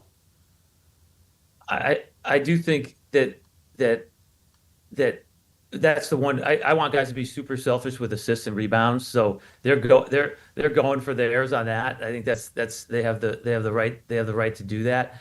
But a lot of the even rebounding minutes or rebounding totals are really a result of the minutes. There are a lot of good guys that are on the bench, and there's some guys in the rotation that are not in the rotation that in previous seasons they'd be playing a lot for me. So competition's fierce. Our practices have been super spirited, and I think that's for NESCAC teams. Now we're in the rhythm. We're only playing Friday, Saturday. So Monday through Thursday, you're not playing a game, and it's really important to really get better at practice. And the guys who aren't in the rotation but are fighting every day to get better and get in the rotation, they're really keeping us sharp too. And I think that has a lot to do with it. I can't believe you've been there 17 years, Joe. It still feels like you just got your start. You're still a young buck in my book. This is a program that I think you and I talked about it a couple of years ago when I had you on after my dad died, because he had always talked about how he noticed or was told or whatever that there was a mentality at Wesleyan to become more competitive. When you're more competitive, you drive more excitement on the campus, and I certainly subscribe to the same. It rolls from there. It just snowballs. Is this a sign of that? I've seen the soccer programs get better. I've seen, obviously, baseball has been pretty good. There's other sports we can certainly dive into. Football has had its moment as well. Is this what we're seeing? Is this the byproduct of that change of attitude from the president on down? Yeah, 100%. So, our athletic director, Mike Whalen, he's a Wesleyan graduate. He left Williams College. He was the head football coach at Williams, and it was a big move. It caught a lot of people by surprise. Yeah. I was here for 2 years, and he decided to come down to Wesleyan, and he was a football coach and won the NESCAC football championship, had a share of the title, and then he became the AD after 5 years. And his rallying cry is just excellence across the board. Wesleyan really prides itself in excellence in academics and in theater and the arts, and with the help of President Roth, there's just a commitment to excellence in everything we do, and I think it's been a huge cultural shift since he arrived as the athletic director here, and again has the support of the administration, and it's been a lot of fun to be a part of. But he is the main reason, in my mind, Mike Whalen, that Wesleyan athletics is finding a lot of success. I mean, this fall, field hockey made the NCAA tournament for the first time. Both soccers made the NCAA tournament. Football won the NESCAC championship. I mean, it was just a historic fall, and we're excited to be a program that's continued into the winter. Is this the best team you've ever had? It is too early to say that, but I can definitely say it's in the top four. Sure. But we're going to be we live in a world we're going to be defined of how we finish, and we have a lot of tough regular season games left, and the NESCAC tournament is always a blast, and they're really good teams in that, and we're hoping to play beyond that. Yeah, you've got the main trip ahead of you. You got to go to Bates, Bowdoin, and Colby, and unfortunately, it's a 2-tripper unless you figure out something to do for 6 days. You got to go to Bates coming up here on this weekend. Then the following weekend, you're at Bowdoin and Colby. That's the kind of trip that can derail a team, not just because it's going to Maine. It's the long one, right? It's going back and forth from home. Who knows what the weather will do by that point? It could be darn frigid up there in New England. Is there a way to get the guys ready? Do you even talk about it, or is it just focus on what you can focus on? Yeah, we talk about it.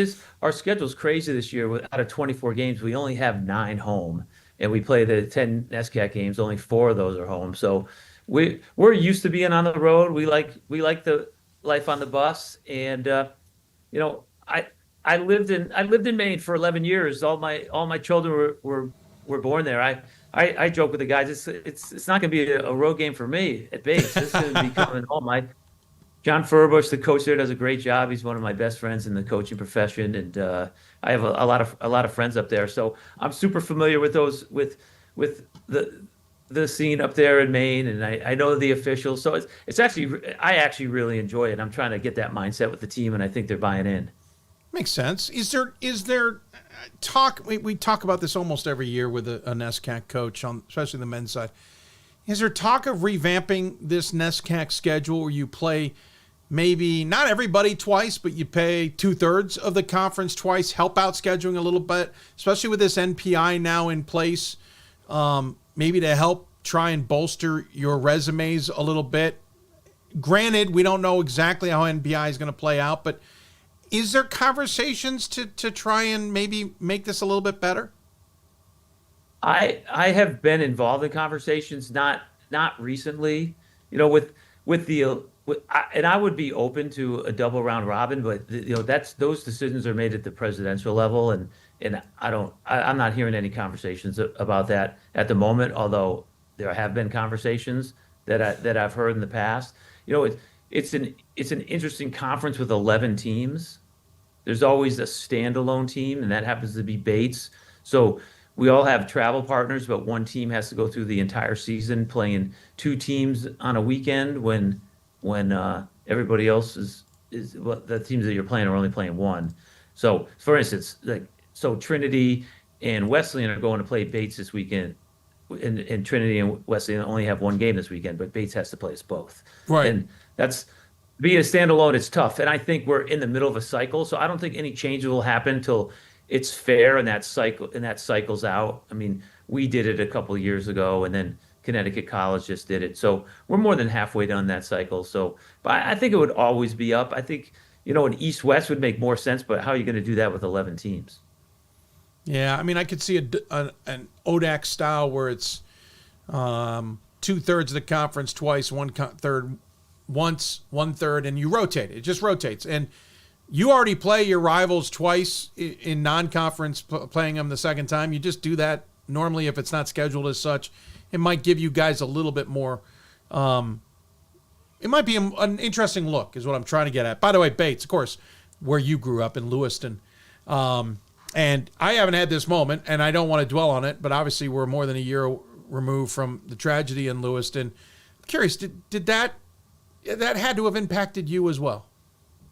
Yeah, that was really tough. It certainly didn't impact me as much as the people that, like John Furbush and the team, and they had to suspend practice for days, and they were on lockdown, and that was really scary. It did hit home with us, the bowling alley where the incident took place. Like we've been there before with our children for birthday parties. Sure. I mean, it was about 1.5 miles from the house that we were raised in our family. So yeah, that was really tough. It's a very resilient community up there, and they really did a good job responding to that. Yes, they did. Not to transition as hard as it will, but we will. Slam on the brakes, go back. You mentioned the presidents do a lot of the decision making in the NESCAC. We're familiar with that. Now that the Ivy League has gotten rid of the football non-AQ, they're going to take it now and go into the bowl playoffs, not bowl playoffs, the playoffs on the Division I side. I know you're not in football, but I'm curious if there's scuttlebutt afoot. Is the NESCAC going to follow? Are they going to finally take that AQ that they have in their pocket for Division III and use it? And will we finally get to see maybe Wesleyan or somebody in the NCAA tournament? I would love to see it. I'm not in the loop of hearing the conversations, but I know our football coach, Dan DeCenzo, who does a great job. I've heard him on numerous occasions lobbying for this to happen. So I think there'll be certainly a push from the student athletes, and there'll be a push from the coaches. But at the administrative level, it'll be interesting to see what happens. If I had to guess, I would say that I think that there's a good chance it could happen.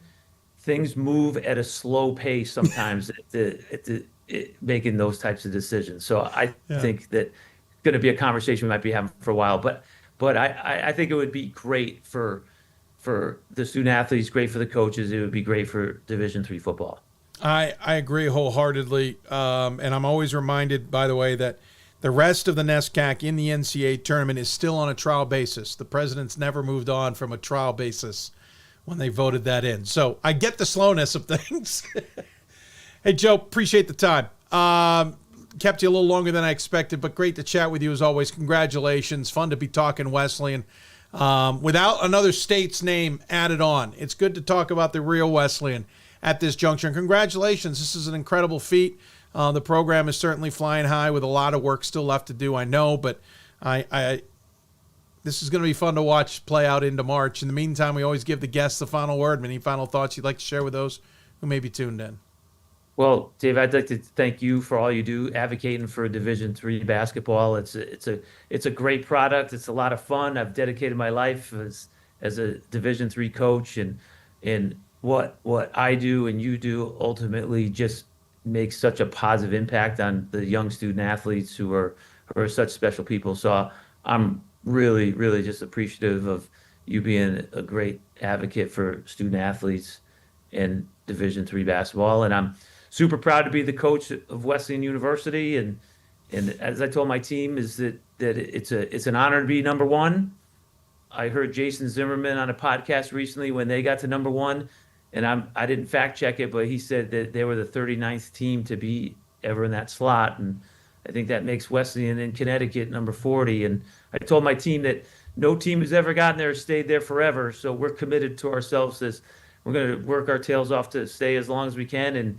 And we're going to be darn sure to enjoy every minute of it, because it is really, really special. And the Wesleyan community is really rallying behind us, and they're excited too. And that makes me feel good. I'll check the archives as soon as I can and double check that, but I think you might be right. Hey, congratulations again. Fun to, as I said, to talk about you. Thanks for being such a pal of ours as well. The pictures you sent me will someday be framed up in the studio. That's on my mind. We're going to get that before the end of the season. But in the meantime, take care. Safe travels to and from Maine. Enjoy getting back home, and we'll talk soon. I love it. Thanks. Take care. Joe Reilly joining us here on the Hoopsville Hotline. Great to chat with him. Again, 21-0, 3 games left in the NESCAC regular season. Then they get into conference play looking for that first-round bye. And then, who knows, maybe we're talking first-round basketball and maybe beyond, right? First, second weekend in Wesleyan, Middletown. That might be, if I can find a way, might be tough, but if I can find a way, that's a trip I would absolutely make to go see some NCAA basketball. Take another break. When we come back, continue talking men's basketball. We'll head out to Trine, talk to Brooks Miller about his defending national champs and 7th-ranked Titans squad. You're watching Hoopsville. Back with more after this. The National Association of Basketball Coaches is the nation's premier professional development and advocacy organization for basketball coaches at every level. The NABC strives to serve as the voice for coaches on national issues while advancing the core value of leadership, service, advocacy, education, and inclusion. To learn more about the NABC and to become a member, visit NABC.com and follow the NABC on social media at NABC1927. That's NABC.com or NABC1927 on social media. Something I discovered in myself is that if I have a goal, I can accomplish it. It's a well-rounded experience. At a Division III school, you primarily a student athlete, so the school is really shaped around you developing yourself as a complete individual. It helps a lot that you have a family with your team that can guide you.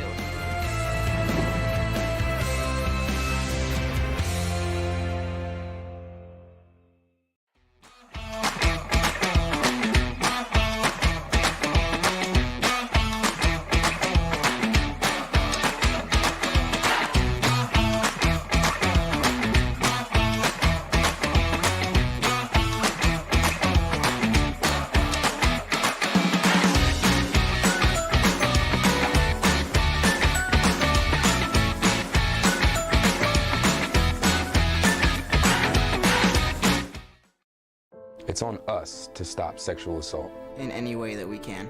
To get a friend home safe. To never blame the victim. It's on us. To stand up. To make our community safe for all. It's on us. It's on us to look out for each other at parties. It's on us. To be more than just a bystander. To step up and say something.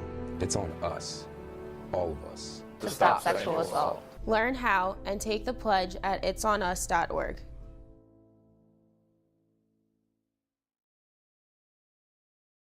We are the coaches of women's basketball. We are leaders and teachers, dreamers and winners. We are professionals who conduct ourselves ethically and with integrity. We place the education, safety, and well-being of the athletes we coach above all else and teach them the fundamental values they need to succeed in life. We are coaches united for the good of our game and those who play it. We are the WBCA. I learned a lot of valuable lessons playing college football. I never thought about the health benefits of exercise until I actually started to talk to coaches in college. It's not only just for performance, it's for life. My coaches instilled the importance of well-being, not only building up strength, mental health, getting enough sleep, eating properly is all what it is to be healthy. I decided that I want to go on a personal trainer and share my knowledge that I obtained in college about physical and mental well-being. For the love of the game, but for those of us who are Division III student athletes, it's more than that, a lot more. Sure, the game is important, But as we work so hard to build both mind and body, it's more about team.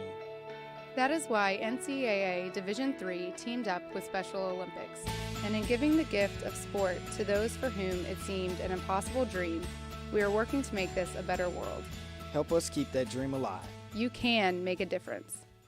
We've got more schools than Division I, more fans than Division II, and more upsets than March Madness. There's nearly 850 programs with over 11,000 games leading to 2 national championships. And we've been covering it all for over 2 decades. From Eastern to Occidental, from Puget Sound to Piedmont, from Southwestern to the University of New England, and from Hope to Calvin.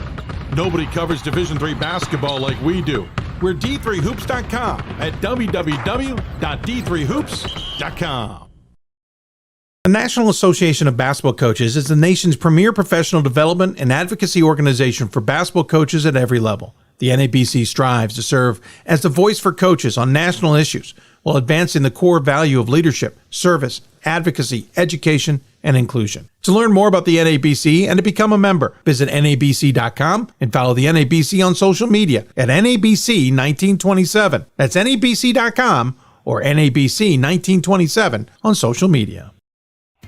Something I discovered in myself is that if I have a goal, then I can accomplish it. I'm watching my levels, and I realized you didn't hear any of that because the commercial kept rolling for some stupid reason. We'll try that again. Welcome back to Hoopsville, everybody. I'm Dave McHugh. Don't know why that commercial re-looped, but we'll figure that out later. That's the only gremlin we've had today. I am not going to complain. I'm coming to you from the Hoopsville studios. If you got questions for us, you can email us at hoopsville@d3sports.com. Join us on Facebook and YouTube where we're live simulcasting the show. You can also join us on the other socials, Twitter, etc. All the information at the bottom of the screen. If you're a longtime fan of the show, you know how to get a hold of us. Thanks to those who have. One more guest, and then later we're going to see who joins us from the D3 Sports Group. I think we might get a couple of guys. We'll see as we try and kind of just look back at the season that has been on this 22nd season debut on February 3rd. Not as we planned it, but it's worked out. Trine men's basketball won the national championship in really kind of a, I don't want to say dominating, but they took Fort Wayne by storm, to say the least. They took the entire NCAA tournament by storm last year, absolutely rolling through the season at the end. 29-4 they finished, but it was, they lost 3 out of 5 games in February, lost the conference title game, and then opened up a can of whoop on everybody. Beat Fontbonne-Co, WashU, Platteville in overtime in a dramatic game at Trine.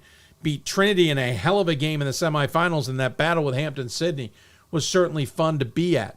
So going into this season, they were the preseason #1 team and started off with a bang, beating Mary Hardin-Baylor and Wabash, Baldwin-Wallace, Anderson, who's back in the top 25 this week, Elmhurst, Ohio Wesleyan, and Capital, and rounded off really their first half of the season, before their holiday break, unfortunately with a loss to Stevens Point.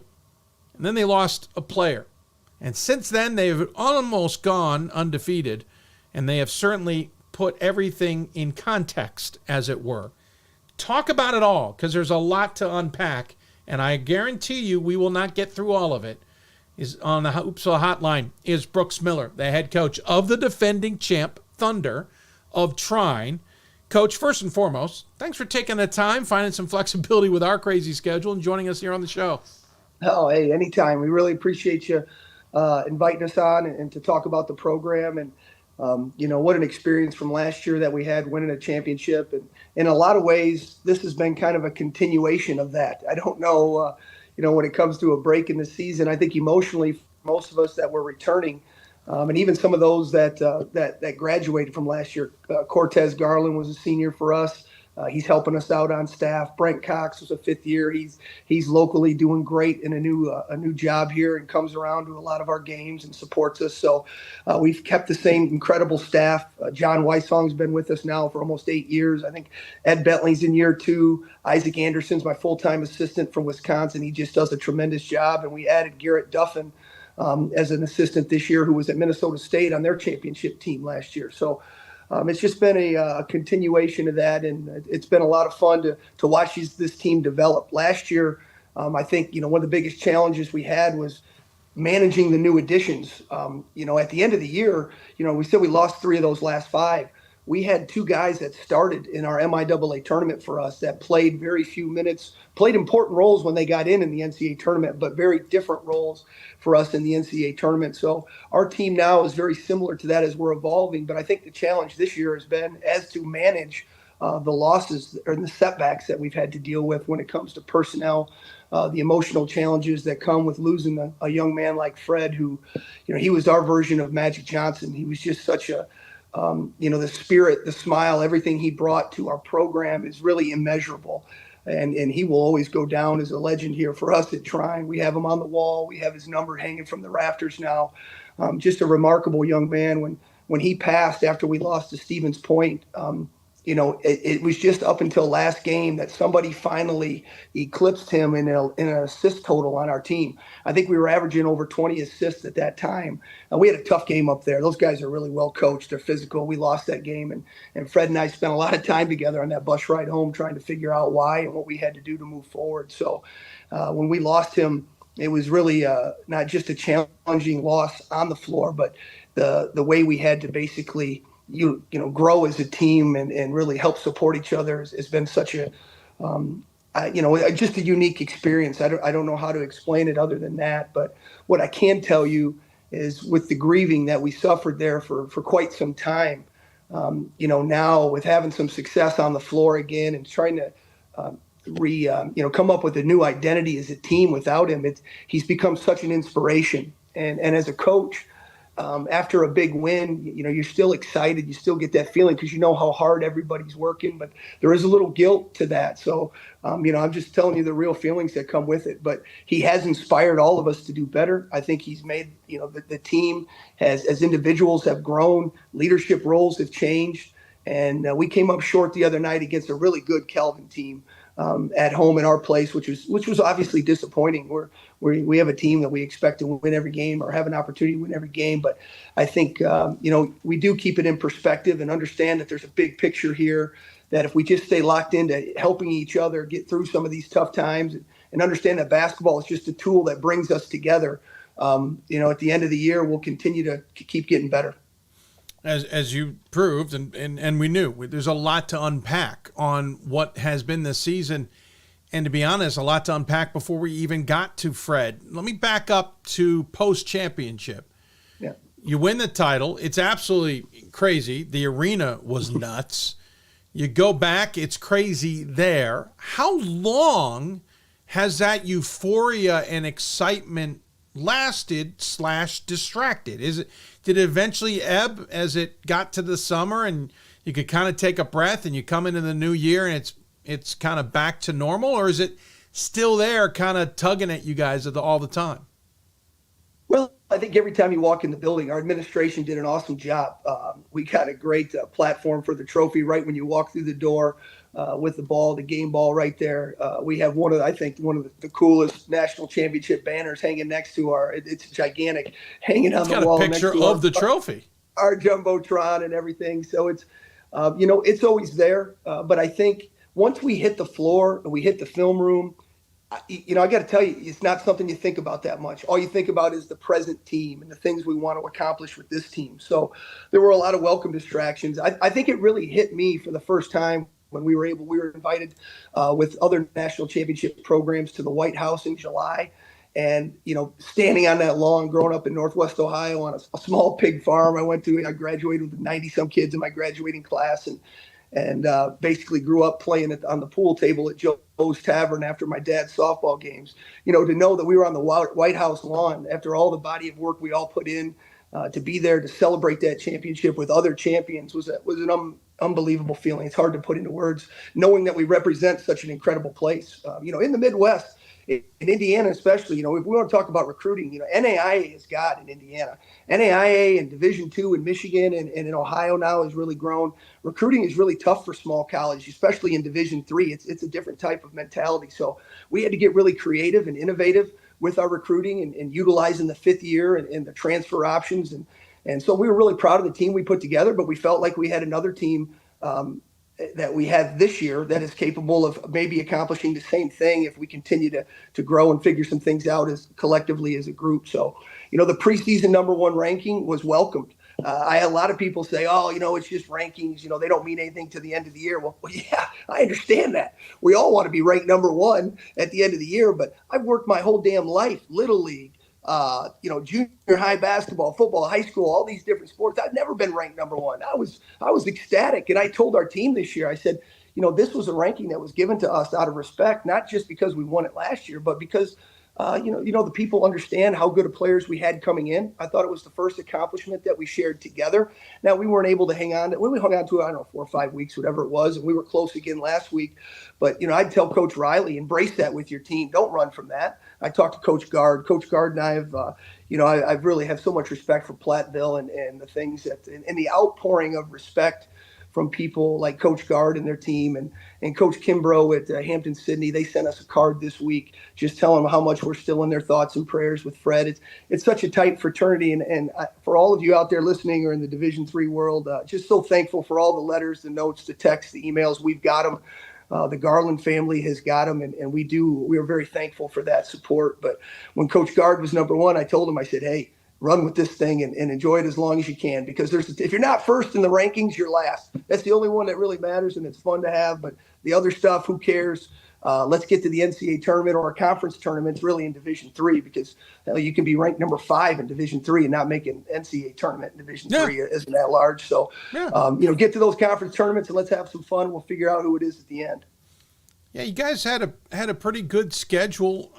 You lost the first place after you got dinged by Stevens Point, 65-62 on the road. That was a stretch where you played 4 games on the road. Granted, the fourth one was not until December 28th. But it was after that loss that you guys lost, Fred. Not to dwell on it, but talk me through just kind of how that all played out. You guys play your last game of that semester on the 7th against Stevens Point. You come home, you finish up exams. How does that transpire? Because you don't have a game for a few weeks. We didn't. We put together a schedule we thought was extremely challenging. We had 6 or 7 teams on that schedule that made the NCAA tournament the year before. So, and again, being in the Midwest, it's not as easy to schedule opponents. Things kind of change up and down of who's going to be good and who's not. But we knew we had a pretty good team coming back, and we were excited to have the teams that we had. But coming back after that Stevens Point loss, we actually had a break of over, I think it was 21 days. So we had a 3-week break. So we gave the guys 10 days off. And Fred happened to pass on day 3. It was the last day of exams. And we met with all the players before they left, including Fred. And, they were all just excited to get back in those 10 days. That was something new for us to do. And it was actually a screw up on my part. Chris down in Franklin, bless his heart, thank God that he caught it. But I thought we were playing December 16th and we weren't. So we had to move it, jam some things around. But, it tended to work out in our favor from the standpoint. We got the guys about 10 days rest. And then we had a little 5-day mini camp. And that first day back was really challenging because that was the first day we got together since we lost Fred. And we met, and my wife cooked dinner for the guys, and then we had a team meeting in the basement, and we talked and shared some emotions about, what Fred would want, how can we honor him. And we knew if we kept winning, the more he would be brought up, and we know Fred would like that. So that was important that we did everything we could to continue his legacy on of how we played, and the more success we had, the more he would be brought to light. And we felt that was really important. So we had that 5-day mini camp where all we focused on was ourselves. And then we left 3 days for Christmas. And then we came back and had to go win a really tough game at Franklin against a good team. And it was an emotional game. But we found a way to incorporate some new pieces and really kind of begin the process of re-identifying ourselves of how we were going to be offensively. We turned the ball over a lot in that game. Franklin had a lot to do with that, but some of that had to do with a lot of the questions we still had moving forward, who was going to fulfill those roles. I mean, Fred shot 54% from the field, and I think, like you said, I think he had like over 40 assists in the first 7 games, something along those lines. He was averaging around 6 assists a game and was our leading scorer. So there was a lot to replace there, but we just gradually, day by day, what does the team need? What do we need to work on today? How can we get better in this area? Who can we add, or what can we do with the defensive end of the floor to maybe make up for some of the losses that we knew we were going to have offensively and some of those pieces? And we were able to bring Grant Paul back into the mix. Grant Paul had been a player for us for 3 years and decided not to play this year because he was getting his CPA and he was taking 18 credit hours, and he knew the type of team we had coming back. And long story short, I've been working with him all off season. Hey, come on, Grant, it's not like we're asking you to do, Hoosier basketball camp in the summer or anything like that. We got 10 weeks here. Let's kind of make the most of this. And after we lost Fred, Grant's still a big part of it. He's huge friends of everybody in our team and myself, our program. And he wanted to come back and help with the healing process. And it was one of the best things that could have happened to us because he came right into the rotation. He's playing anywhere from 10 to 20 minutes a game. But, just having him back has helped us tremendously. And the development of Cam Smith, our grad transfer from Anderson, who's been a part of 2 NCAA tournament teams, has been huge. And some of our other players have stepped into bigger roles. Drew Moore's been tremendous in scoring. Nate Tucker, I think, is one of the most efficient players in the country you'll ever see. He's shooting 55% from the field and just consistently rebounds at a high level. But the playmaking and he's really replaced Cortez Garland, who was our leader last year, our point guard, when it comes to the leadership side of things. I think Nate's been huge. And then having Emmanuel McDonagh, just his experience and his ability to change a game in 2 or 3 possessions, challenging shots at the rim is giving us opportunity to continue to have success. Is there, not that there's anything good about a student dying or even your best player, it could be a student that has nothing to do with the program, it still affects the community. But for the team, you talk about that long layoff, that may have been the best timing in some sense, because you all got a chance to internalize it, deal with it, work as one another as a unit before you had to take the floor on December 28th. It's not like you had a game 2 days later that you somehow had to focus on, or maybe gets postponed and there's all the distractions with that. And then the next, you know what I'm saying? Like, it's horrible Fred died, but it seemed to be for you all an opportunity to take the time. Well, God somehow, when we lost Fred, his birthday was actually the following Monday, and we went back to Detroit. We had a balloon release, and his dad, incredible human being, really strong, tough guy, Fred Garland Sr. It was a very sad scene. A lot of his high school friends, family, people from the Oak Park community over there where he grew up. And when Fred's dad took the microphone or took center stage, he said, God doesn't make mistakes. My son loved me. He knew that, or I knew that. And I know he loved me and that I loved him.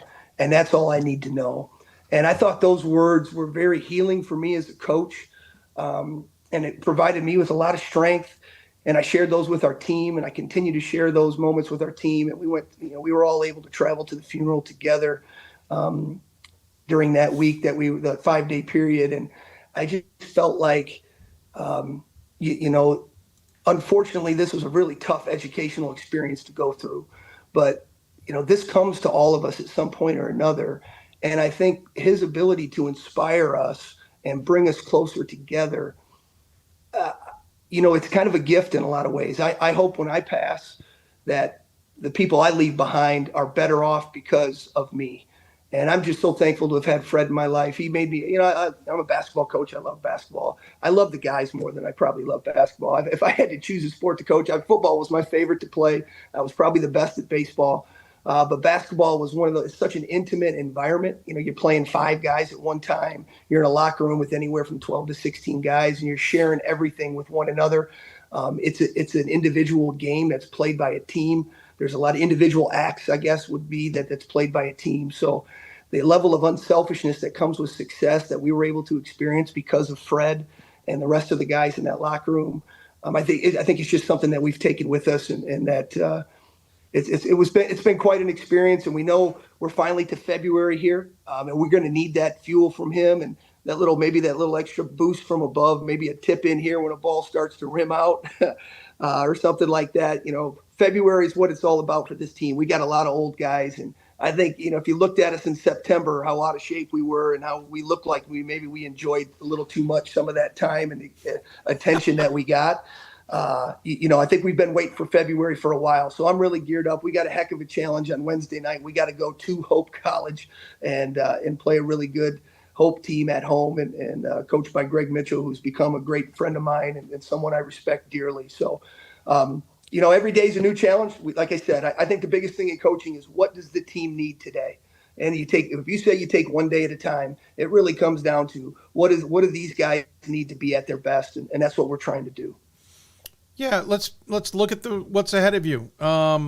You got 6 games left, and 5 of them are on the road. Hope, Alma, Albion. Then you'll play Olivet at home on the 15th, and then Kalamazoo in the rematch with Calvin on the backside of that. Calvin just tripped you up by 4 at home at the MTI Center to close out January. What's that Calvin game going to do to help galvanize you guys the rest of the way? Because it's not going to be easy having to travel the 5 of the 6.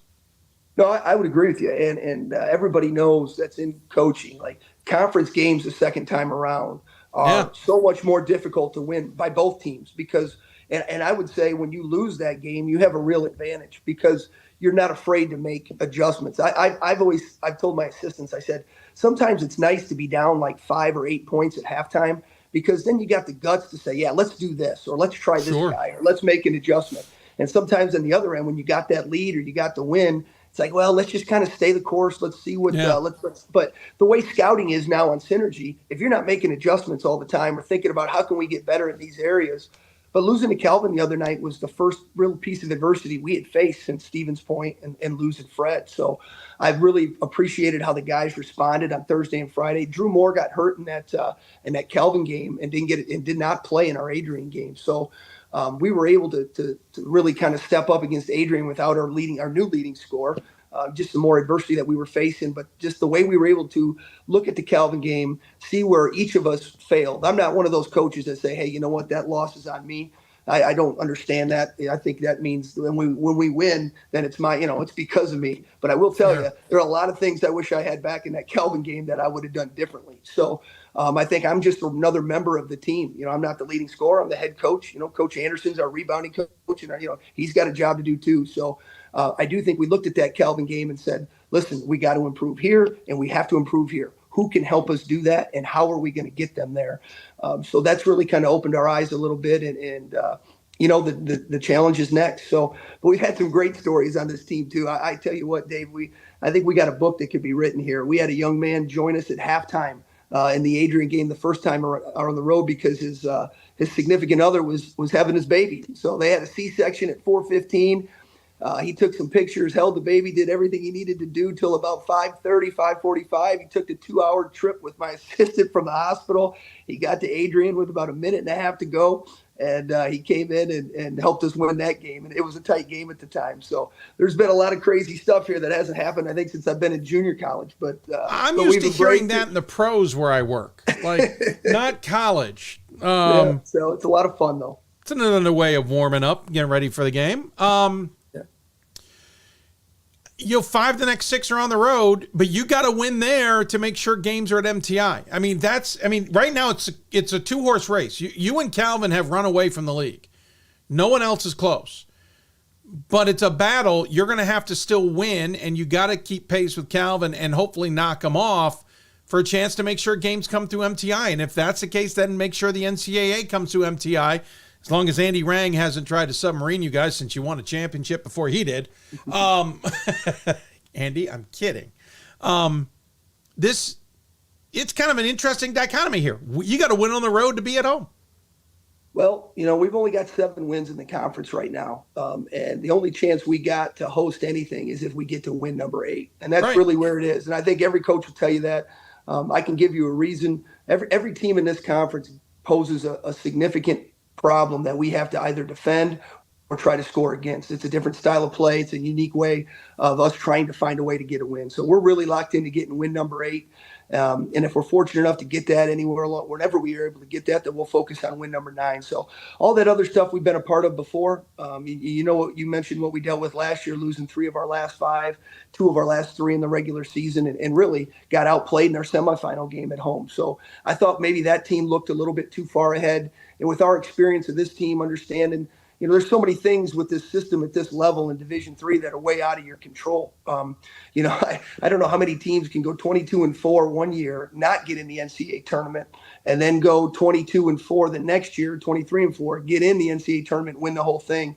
And then obviously whatever happens this year happens this year. So I just think it's an interesting system, but that's what it is, because I don't know how other way you would do it in Division III, and people have looked at that. But so we're just trying to get to win number 8 in our conference, whether it's on the road or at home.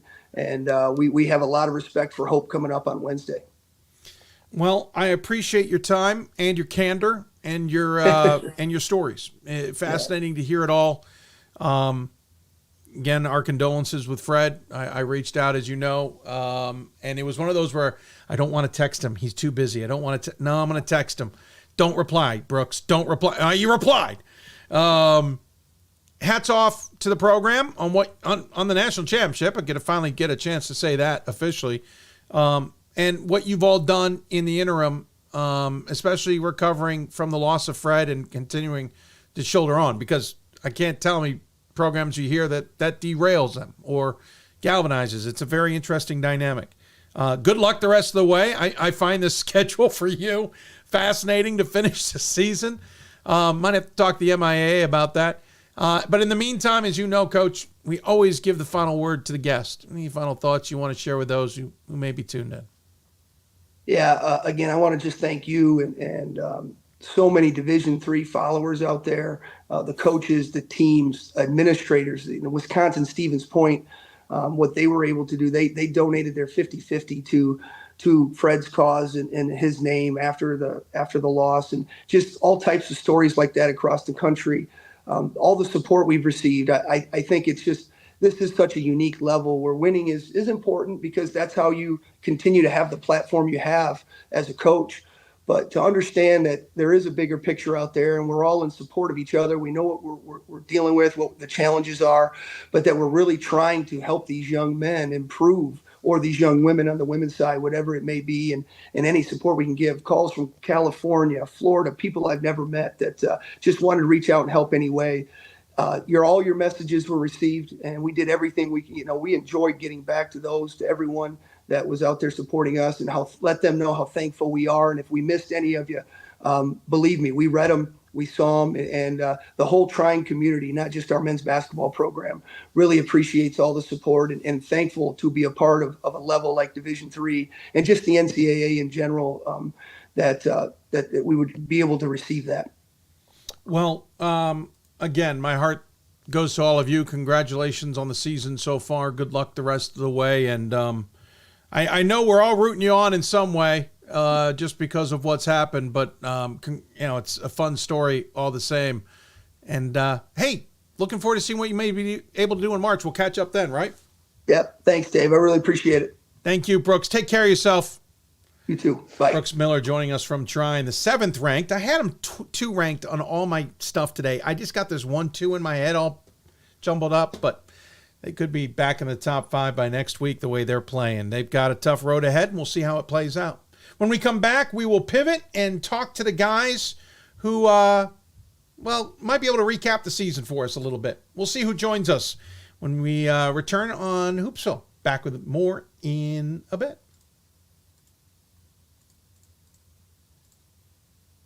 We've got more schools than Division I, more fans than Division II, and more upsets than March Madness. There's nearly 850 programs with over 11,000 games leading to 2 national championships. And we've been covering it all for over 2 decades. From Eastern to Occidental, from Puget Sound to Piedmont, from Southwestern to the University of New England, and from Hope to Calvin. Nobody covers Division III basketball like we do. We're D3Hoops.com at www.d3hoops.com. I used to never really talk, ever.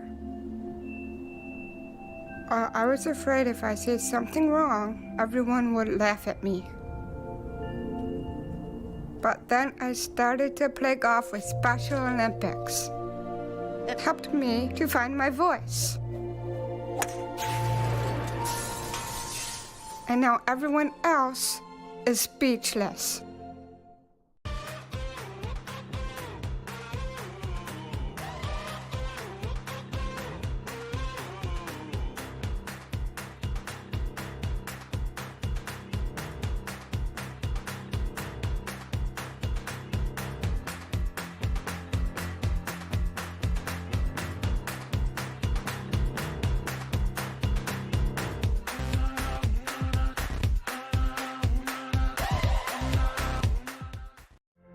Football has taught me a lot throughout my life. It's definitely had a huge imprint on who I am as a person. Competing at a Division III level created that opportunity for me to go to college. Not only was I the first one in my family to graduate college, but I was really the first one to even go. Being the first one, I'm breaking that cycle, and now that I've graduated, I'm not sure what's the next step, but I know I have a lot of doors open. And a lot of those are open because I played football and ran track here at Otterbein. The National Association of Basketball Coaches is the nation's premier professional development and advocacy organization for basketball coaches at every level. The NABC strives to serve as the voice for coaches on national issues while advancing the core value of leadership, service, advocacy, education, and inclusion. To learn more about the NABC and to become a member, visit NABC.com and follow the NABC on social media at NABC 1927. That's NABC.com or NABC 1927 on social media. It's on us to stop sexual assault. In any way that we can. To get a friend home safe. To never blame the victim. It's on us. To stand up. To make our community safe for all. It's on us. It's on us to look out for each other at parties. It's on us. To be more than just a bystander. To step up and say something. It's on us, all of us. To stop sexual assault. Learn how and take the pledge at itsonus.org.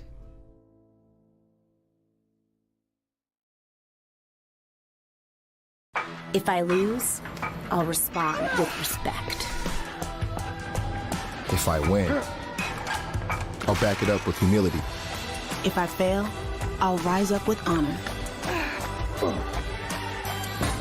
It's tough for us to put it all on the line. Don't undo my hard work with poor sportsmanship. Respect. It's the name of the game. Coach of the Year, Administrator of the Year, All-America Team, Wade Trophy. The WBCA doesn't just honor coaches, but players, administrators, and much more. The WBCA strives to honor those who have contributed to the advancement of women's basketball. Celebrate the present, honor the past, look to the future.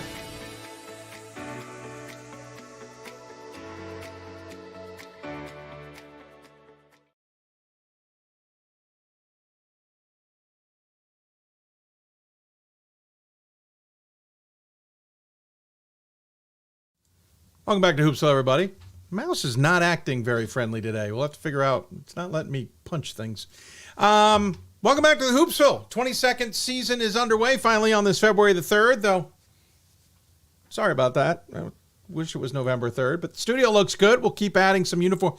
To those who are just tuning in, we got a plethora of uniforms to add. We will be updating the wall between us now and Thursday show me. We're going to try and see if I can squeeze more space to get. We got a bunch of great ones. We posted the links or the pics throughout the offseason. We will get more up there. If you want to interact with us, you know how to do it. You know how. It's on the bottom of the screen. You can do it via Hoopsville email, which is hoopsville@d3sports.com. Find us on socials at D3Hoopsville. Use the hashtag Hoopsville. Simulcasting on Facebook and YouTube. Apparently, we have a sync issue across the board, so that tells me it's at our regular system, whatever you want to call it, through Hudl. I'm not sure why. Nothing we can do about it, but hope you're enjoying the show nonetheless. New Top 25 in women's is out. We'll talk about that a little bit more, but a couple of quick notes from that. Randolph-Macon ranked for the first time in 6 years. Bethel for the first time in 5 years. And the person who was holding out being unanimous for NYU number one, well, they finally gave up. And they gave Illinois Wesleyan their first place vote. Hopefully it had nothing to do with what we talked about on the show. It couldn't have. They voted before that. But NYU now is unanimous number one with all 625 possible votes. To talk about that and more, let's go to the Hoopsville Hotline, where we'll be joined by the gang, as it were, of, hold on, clicking things, Pat Coleman and Scott Peterson joining us on the show, and we may get joined by others later on. We'll see. We got about 15, 20 minutes to talk about things. Not that we can recap everything, gentlemen, but thanks for taking the time. Appreciate it. Thanks for getting the show on the air. I think that's the most important thing. Frankly, Dave, I was concerned that I was going to have to host Hoopsville or something like that. And I've hosted like 3 of your 240 shows ever. So you never know. I'm here. the show's gotten too complicated for me, but who knows? Well, appreciative nonetheless. And Scott, appreciate you taking some time out of your day to join us as well. Thank you. Yeah, it's nice to be on the air. As Pat knows, there was a period of time, though, that it started to get a bit tough mentally that we weren't on the air or even trying to get it on the air. But that's when you back up sometimes and just slow down and let things be as they were. If we didn't get on the air this year, then that's how it needed to be. I didn't want it to be that way, so glad we got here. Let's see. Pat, for starters, I want to ask this because I'm genuinely curious, and I stayed away from the question in December because I didn't want to make you mentally snap. Thank you. Thank you for Longer that. football season going late into January. Yep. You then had a longer crossover into basketball. How was that for the first time? Yeah, very interesting, right, Dave? I mean, obviously, football not ending until January 5th. Going to the D3 Hoops Classic and usually that is my kind of baptism by fire back into the basketball season, right? Gordon Mann, first of all, just does never get enough kudos for running D3Hoops.com essentially all alone from August 1st until whenever football is done. The only thing that I do basically between during the football season, the only thing I do is I run the men's basketball top 25, and Gordon does absolutely everything else basically. So hats off to him. Although he won't take his hat off, he'll have that hat on, Detroit Tigers hat most likely. That's so true. It was so yeah. Usually that's how I kind of speedball my way back into the basketball season, and then have to go back and finish a D3 football All-American team, and only broadcast the most important game of the season, and spend 4 days with Mount Union and North Central. I mean, it wasn't. I learned some things, and it's of course next year, Dave. Just so you know, we're tracking for Stag Bowl on January 9 or January 10, based on the way the calendar breaks. So it's not going to get any better. Oh Lord, listen, because that's a drawback, right? Because if you played the game, this is way too much football talk for Hoopsville in February. But if you played the game on the 3rd, you'd have to fly the kids in on December 31st. And they don't want to do that, and I can understand why they don't want to do that. It's going to be so that'll be like 3 weeks between semis and championship, and the calendar will break that way for a little while. Short version was Dave, if I'm going to be honest, the NYU Emory game back a couple weeks ago, and then the Wesleyan Tufts game, which was literally just last Friday night. They really got my juices going again.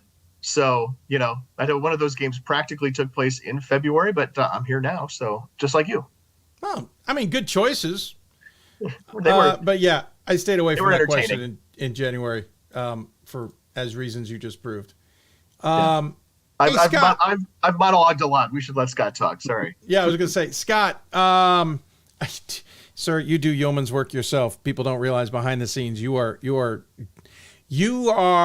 underwater in terms of stats. You are going left, right, and center. You drop stuff in there, and no disrespect to you. There's sometimes I'm like, I'm going to come back to this. But it's so helpful. It helped me while I was off air to still keep tabs what was going on. I'm curious your take, because D3 is fully now in this stats world. I mean, we are in. Mm-hmm. We are not only in because of coaches and how they strategize and how they attack things, but we are in with NPI now. What's this year been like from that perspective? I think it's been a good system to change to thus far, especially because of the logistics of Division III basketball, specifically how many games there are. That really helps the implementation of any sort of statistical system. I think a couple positives about MPI, while it's not perfect, it's a 100% objective system, which I did not witness lots of subjectivity or things that felt like they were incorrectly done in some smoke-filled room. But I think it's nice for any sort of competitive sport to remove subjectivity. It kind of puts people's focus elsewhere. And so if you don't like the output of MPI, you get to talk about it within the structure of the dials.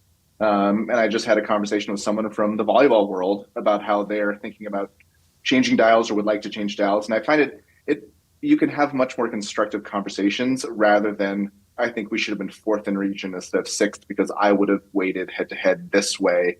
The conversations are a lot more difficult in that arena. And the other thing that I think is really positive about MPI is at the end of the day, you need to value each result somehow. It's not just I won 80% of my games against a generally tough schedule. It's I actually beat the tough teams on my schedule, or I lost to easy teams on my schedule. And any system of ranking teams at the end of the day needs to assign a value to each single result. And the only way you do that is by doing it in the recursive nature that MPI does it, where you do it once and then you say, hey, we're going to take all the results and feed them back in again and do it again. And the math just kind of works out that if you do this enough, it stops changing. And there are some mathematical interesting bits about that. But you really need to know, like, hey, I played a strong team. Did I beat them or did I lose to them? And that's much more interesting than looking at wins in the aggregate and your difficulty of schedule in the aggregate. Pat, I saw your hand up. Just that one part, and excuse me, I didn't get to the mute button fast enough, but just that one part, Dave, didn't it sound like the quality of wins index there just for a little bit? A smidge, yeah. It's like you think about, how the NPI is calculated and you get a certain number of points by beating a specific team based on the value of that team. It's like almost what quality of wins was trying to do there back from, 2005 to 2009, just without, because the committee was literally, I think, doing this on paper and maybe in an Excel spreadsheet. Yeah. It's way more robust and complicated now. Right. Well, computers allow us. If you look at the go ahead, Scott.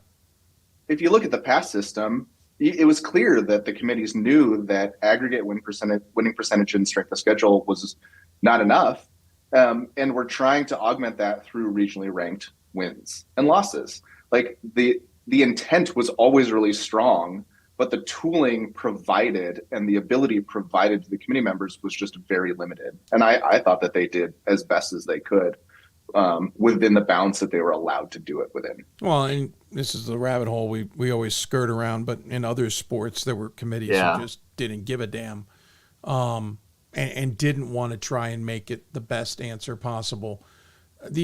And I'll be interested. We'll be talking to the committee chairs next Thursday, this coming Thursday, in a pre-recorded segment. I'll be curious their take on things as they have now gone into it. The only thing I had wished was that this thing ran parallel, because I don't like the fact that the committees got forced into a 3-year lock on dials with not a full understanding of the decisions they were making and how those impacted the results. And I think you see Especially that football. with men's basketball at 12.5 wins, women's basketball at 15 wins to qualify, and some other dynamics in some other sports. And I understand the President's Council and the Championships Council and all these were like, well, we've been talking about it for 3 years. Yep. They had been talking about it for 3 years. Yep. Nobody else had been talking about it for 3 years. And when committees started pushing back and coaches started pushing back, they went, screw you, we're putting it in place. I don't think there's anything wrong with just running it in parallel so the committee goes, oh, so if we change the dial this way, we get to where we wanted it to be. Got it. I understand how this plays out now. Because now we're locked into 3 years. And Scott, you just talked about volleyball saying, well, there's a group, they'd like to adjust them. Well, 2 more years, they can do that. Why? I've probably missed something. Why is it 3 and not 2? I've always been told 2. I haven't gotten the answer to that. Even recently, I heard talk about 2, and I think it was from the football chair. Maybe it's 2. That could be, regardless. I read 3. Regardless, we are still stuck at the very least until that makes it the fall of 26, right? So right, at least 2 years. So, I mean, listen, I'm fine with a system if it parses out and we still have a lot to go through, right? We still have the rest of the rankings to go through. We still have bracketing to figure out. I know there were some glitches in the fall. Championships committee made decisions based on the fall to augment for the winter in terms of releases and all that information, i.e. we're seeing them for the last 2 weeks versus just the last week because conferences have tiebreakers. The only way to see this data is when it's public. There's no behind-the-scene data, i.e. you can't sneak a ranking to the conference so the conference can make a decision without everybody else seeing it. You know, there's some growing pains with it, and we'll see where I just don't like how it got forced in because I don't think committees understood it right. And I'd be fascinated to talk to these chairs and go, hey, men's basketball, 12.5. Yeah, that's half of 25. Did anybody consider a conference championship tournament? Because now 12.5 is below 500. Well, right, and what you're doing is you're just dropping off those results that aren't useful, and Scott's going to tell it way better than I would. I'm not sure that 12.5 versus 15. I don't have basically any qualms with how either basketball organization set the dials. I think that the soccer ones were very interesting this year. Yes, especially. Very different between the two committees, the men's and the women's committee. And we talked about football ad nauseum, and I'm not going to go back there. You can't make me go back there, but it was pretty terrible in football. So for maybe just having been having to deal with football all year, basketball dials seem like they're doing fine. That's a fair point. And listen, and I think go ahead. The rushed nature, I think was poor because I think Calvin men's basketball is just about the biggest example. Ignoring the unfortunate injury Men to or women? Overway, ignoring the injury to Jalen Overway, I think Bill Saul scheduled perfectly this year for a pre-NPI world. When the MIAA is not very strong and you need the RROs and to boost your SOS. And it ended up, through no fault of his own, probably the worst type of scheduling for an NPI world, and with no ability to change it. And, that sort of thing is really unfortunate because I think Calvin could easily be in the top 10 in NPI with a slightly easier non-conference schedule. And that's the other thing I heard from a lot of coaches. And to give some people behind the scenes stuff, I was hustling on 2 different occasions this summer to try and put together a whole NPI What Is It show, and it was way too much of a beast to end up pulling off, and I just had to cut my losses, even though I was disappointed in not being able to produce that. But that's what I heard from coaches. Hey, I locked in my schedule. Can't wait. What? We've changed the. Huh? Yeah. Well, but I would have. How does that impact my schedule? Again, I get championships and presidential level. We're talking about it for 3 years, but they weren't having the conversations. And anyway, I'm going to dive in more on this. I hope with the DataCast guys. But go ahead, Pat.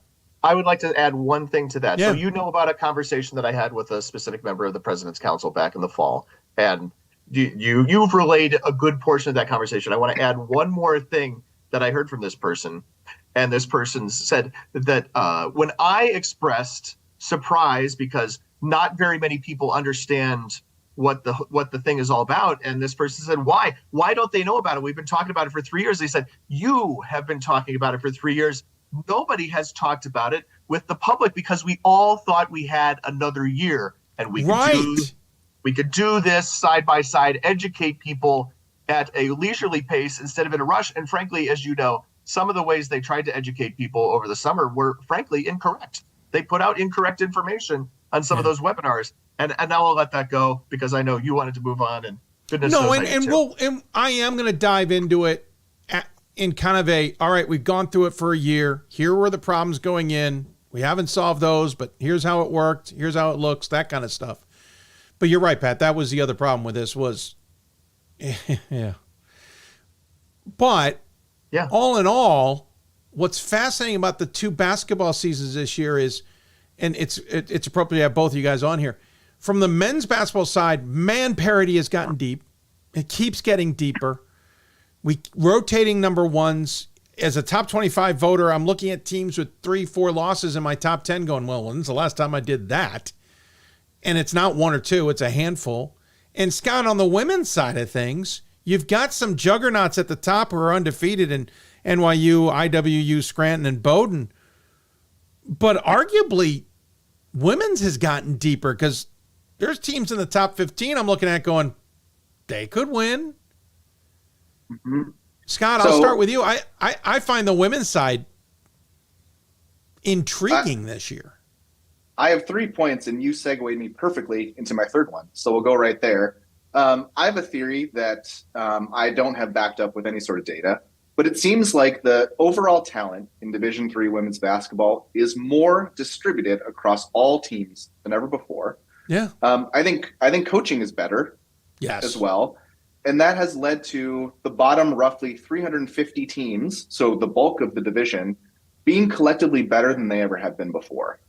And so I think what I'm seeing is that manifests among teams in that 20 to 50, 20 to 60 range, virtually all of whom have worse on-paper resumes than that range of teams did in past years. Yeah. I don't think those teams are actually worse at basketball. I just think the competition that they're playing night in and night out is incrementally better, and they all have an extra loss or two and are winning by just tiny bit smaller margins. And it's a lot harder to pick out a top 25 ballot. I don't think there are a clear top 25 teams. Feels like there's a clear top 15 teams, and then there's maybe 30 teams that could be in the conversation for spots 16 to 25 legitimately. Yeah, Pat, I don't know if you want to follow up on that because I know you're keeping pace of that too, but we saw Colorado College, for example, in Vegas, and I remember thinking to myself, geez, they're not in the top 25. Like, that's a really good team in front of us. And there were some others there that I thought were pretty good that are just not in the conversation.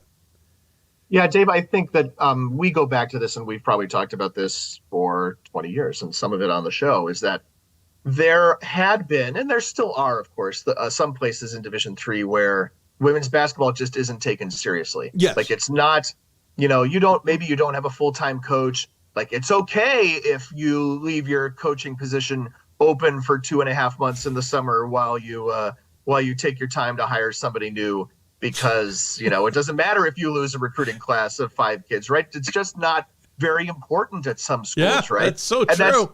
And that's never the case, basically, with men's basketball. I think out of the 420 whatever, there's probably about 417 places where men's basketball is pretty important. And similarly, about 239 out of 240 football programs, football schools. Football is pretty important. But women's basketball wasn't always that way. And it's not that way everywhere, but it's that way at way more places than it's ever been. And I think part of that is, we could have we've had so many conversations in the world about the big picture of women's basketball writ large at the D1 level, at the pro level, at the international level over the course of the past, 18 months, let's say. I think some of that is true at Division III too. I think that's absolutely the case. We don't have Caitlin Clark, but we have way more energized people about women's basketball on the planet than we've ever had before, and there's no reason it wouldn't trickle down to the D3 level.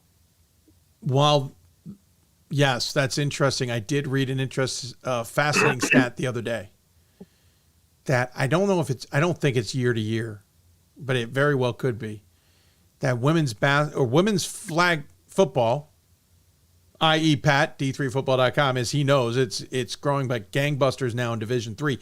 That is the fastest growing high school sport now, surpassing lacrosse. Basketball's lost 6,000 at the high school level in the women's rankings. So is this 6,000 participating student athletes? Or? Yeah. Okay. So 6,000 participating student athletes in women's basketball. I think it's year to year. So I'll be interested to see where that plays out. We're already at an enrollment cliff to begin with, so this may very well be part of that. I think so. So, greater specialization in sports too. What'd you say? I think there could be not a decrease in total number of individuals participating in high school sports, but each one is participating in fewer numbers of sports. Fair. I have no idea, but yeah, fair. I didn't dive in. I just saw the number and it dawned on me when we were talking here. But that said, Scott, women's basketball is doing what we experienced in men's basketball before COVID, where this parity was starting to take form, and I think more and more student athletes realize, I don't have to go to Division I or Division II. I can go play at Division III and have just as great an experience, if not better. B, I don't have to go play at the top dogs, It's great if you go play NYU. Don't get me wrong. I'm not knocking Meg Barber's. She's got some great talent. But you also might look at the roster and go, well, maybe I'll go over to the sales instead because, that could be fun too. So I think there's a little bit more of a discerning palette, as it were. And I love it. I love it. I'm glad it's happening at the women's level. I see a lot of Centennial games. There is some good basketball players in that conference. And I know there's some good basketball players in the Landmark Conference. And then you start looking, the ODAC has gotten better. The NJAC's always been good. Now parity has taken root there. I love it because it gives us even more of a reason to talk about what I think is a good brand of the sport. So that's what I've noticed in the first half from afar, and I'm glad I'm not the only one who's seen that as well. Pivoting, month left in the season, or as Pat points out, for the whole year, 6 weeks left. Groundhog Day. I almost leaned in hard on that, Pat, if I had more time. You should. I'm disappointed that we didn't think of it sooner for you, sir. Yeah, it would have been fun to do, and just have one segment where I just kept repeating the same question. There's, as we saw with the four guests we had on, there is a lot still to play for. Wesleyan might be number one in the nation, but they've got 3 games ahead of them just to make sure that they're number one in the NESCAC, all of them on the road. Trine's got to battle back to beat Calvin again, and they've got 5 of the next 6 on the road. That's not going to be easy. Illinois Wesleyan's got arguably a tough CCIW schedule ahead of them. It's not going to be all tough, but still some tough games. And NYU, Lord, they're pivoting into the second half of the UAA schedule. That won't be easy either. There's a ton to play for in a small window of time, Pat. This is where we always get excited and buckled up, but it's also where fatigue kicks in. So you never know where things are going to happen. You don't mean our fatigue. You mean the players' fatigue. No, I mean players' fatigue. And I saw a fascinating tweet the other day. Officiating fatigue too. Sure. It would stand to reason that officials are probably getting worked more than they ever have been. I think since there's some who don't take a day off from what I read. Yeah, the numbers are down. If you're in demand and you want to work, I'm sure you can find work. So I could totally get that. I think one of the things I'm looking forward to in this February, Dave, is just that we have a full February of basketball games, right? Selection Sunday is not until, March 2nd? The brackets come out March 3rd.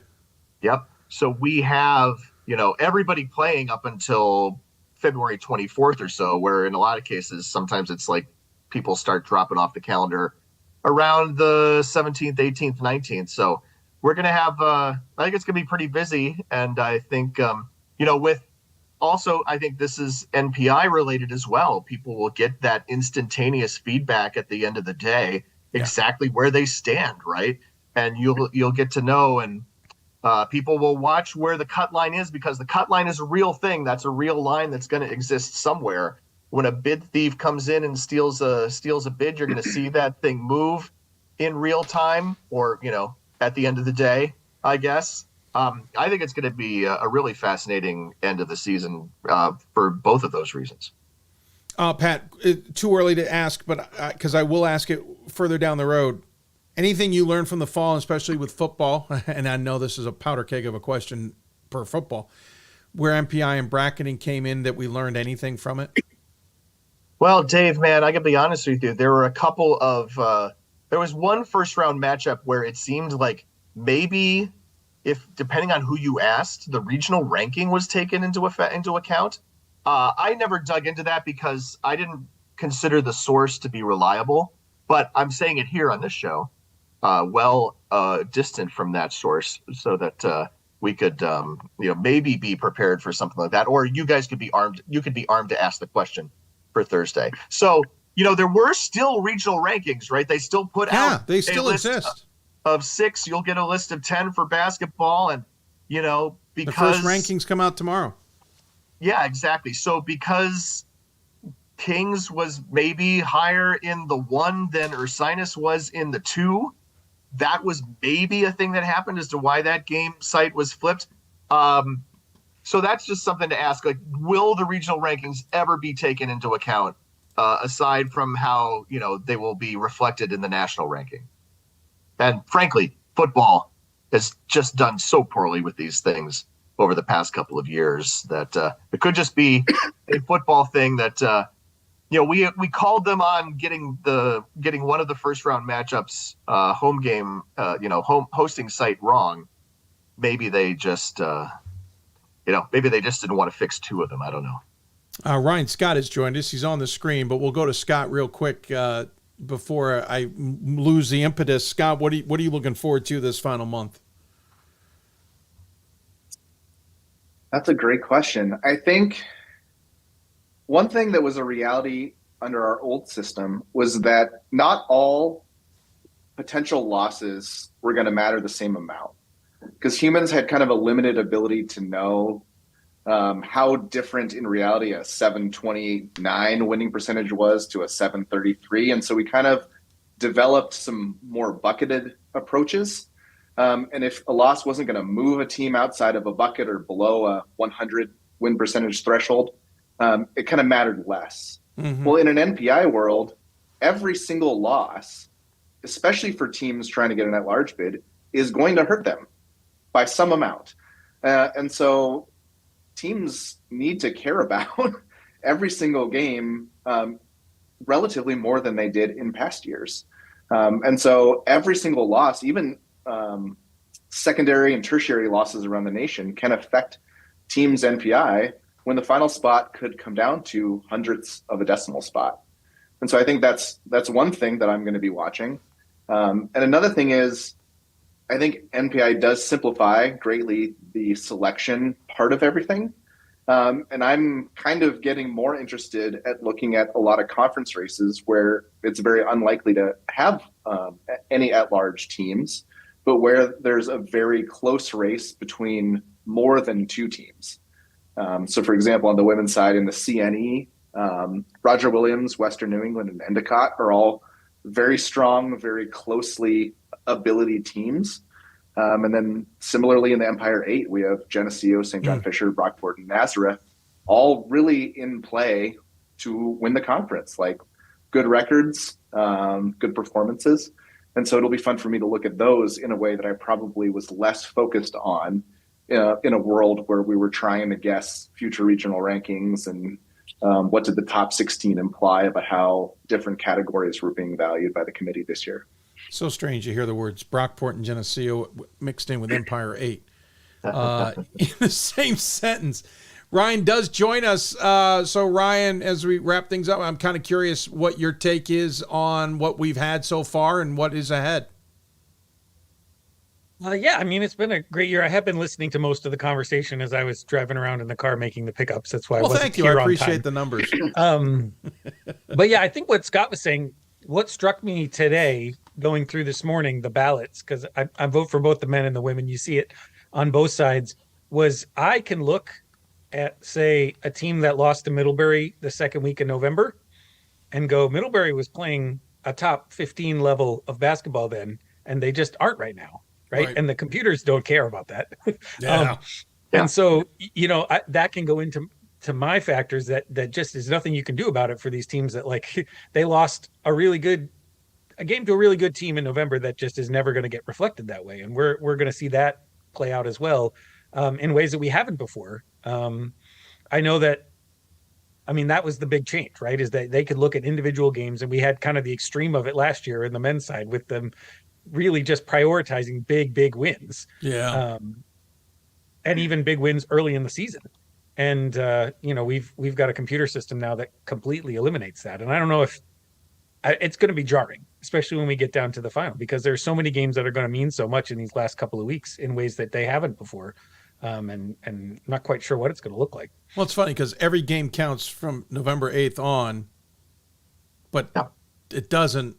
But it does. Yeah, that's the part for me that to wrap my head around is going to be fascinating. Well, and it works the opposite too. I mean, if you beat a team that wasn't very good in November, that's fantastic. Now you're going to get a lot more credit for that. True. Even if it's undeserved. And so, that's just going to play out differently than what we've seen in the past when we had a lot of humans looking at things. Yeah, I'd be interested when I talk to the committee chairs too about how the role change for the racks is impacting things. They're more about just checking off that all the data is right.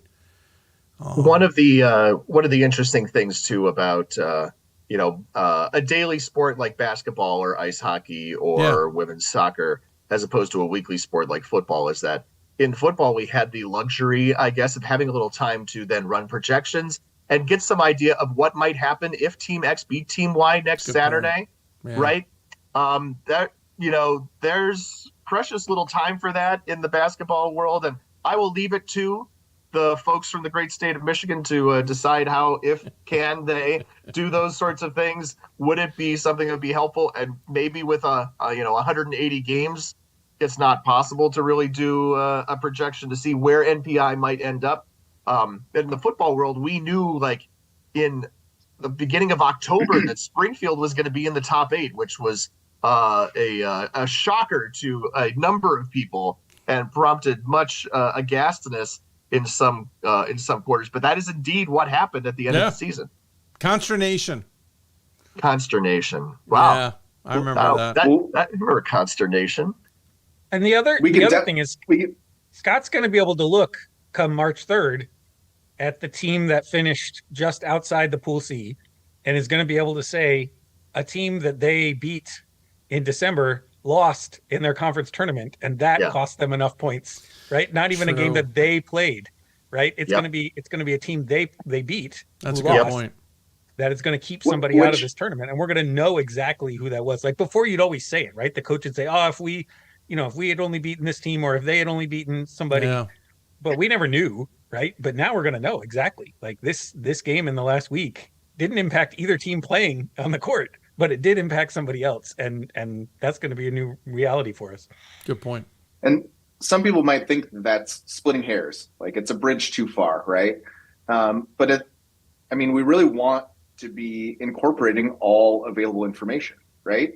And I think that the ability to now see how that one result moved a team from in to out or out to in doesn't change the fact that reality might have been in play in past years under the past system. We just didn't really have an ability to figure it out. Right. It could have been similarly before that some loss knocks somebody out of the regional rankings, and then you played them on November 27th, and you no longer have credit for a regionally ranked result because that team is no longer ranked.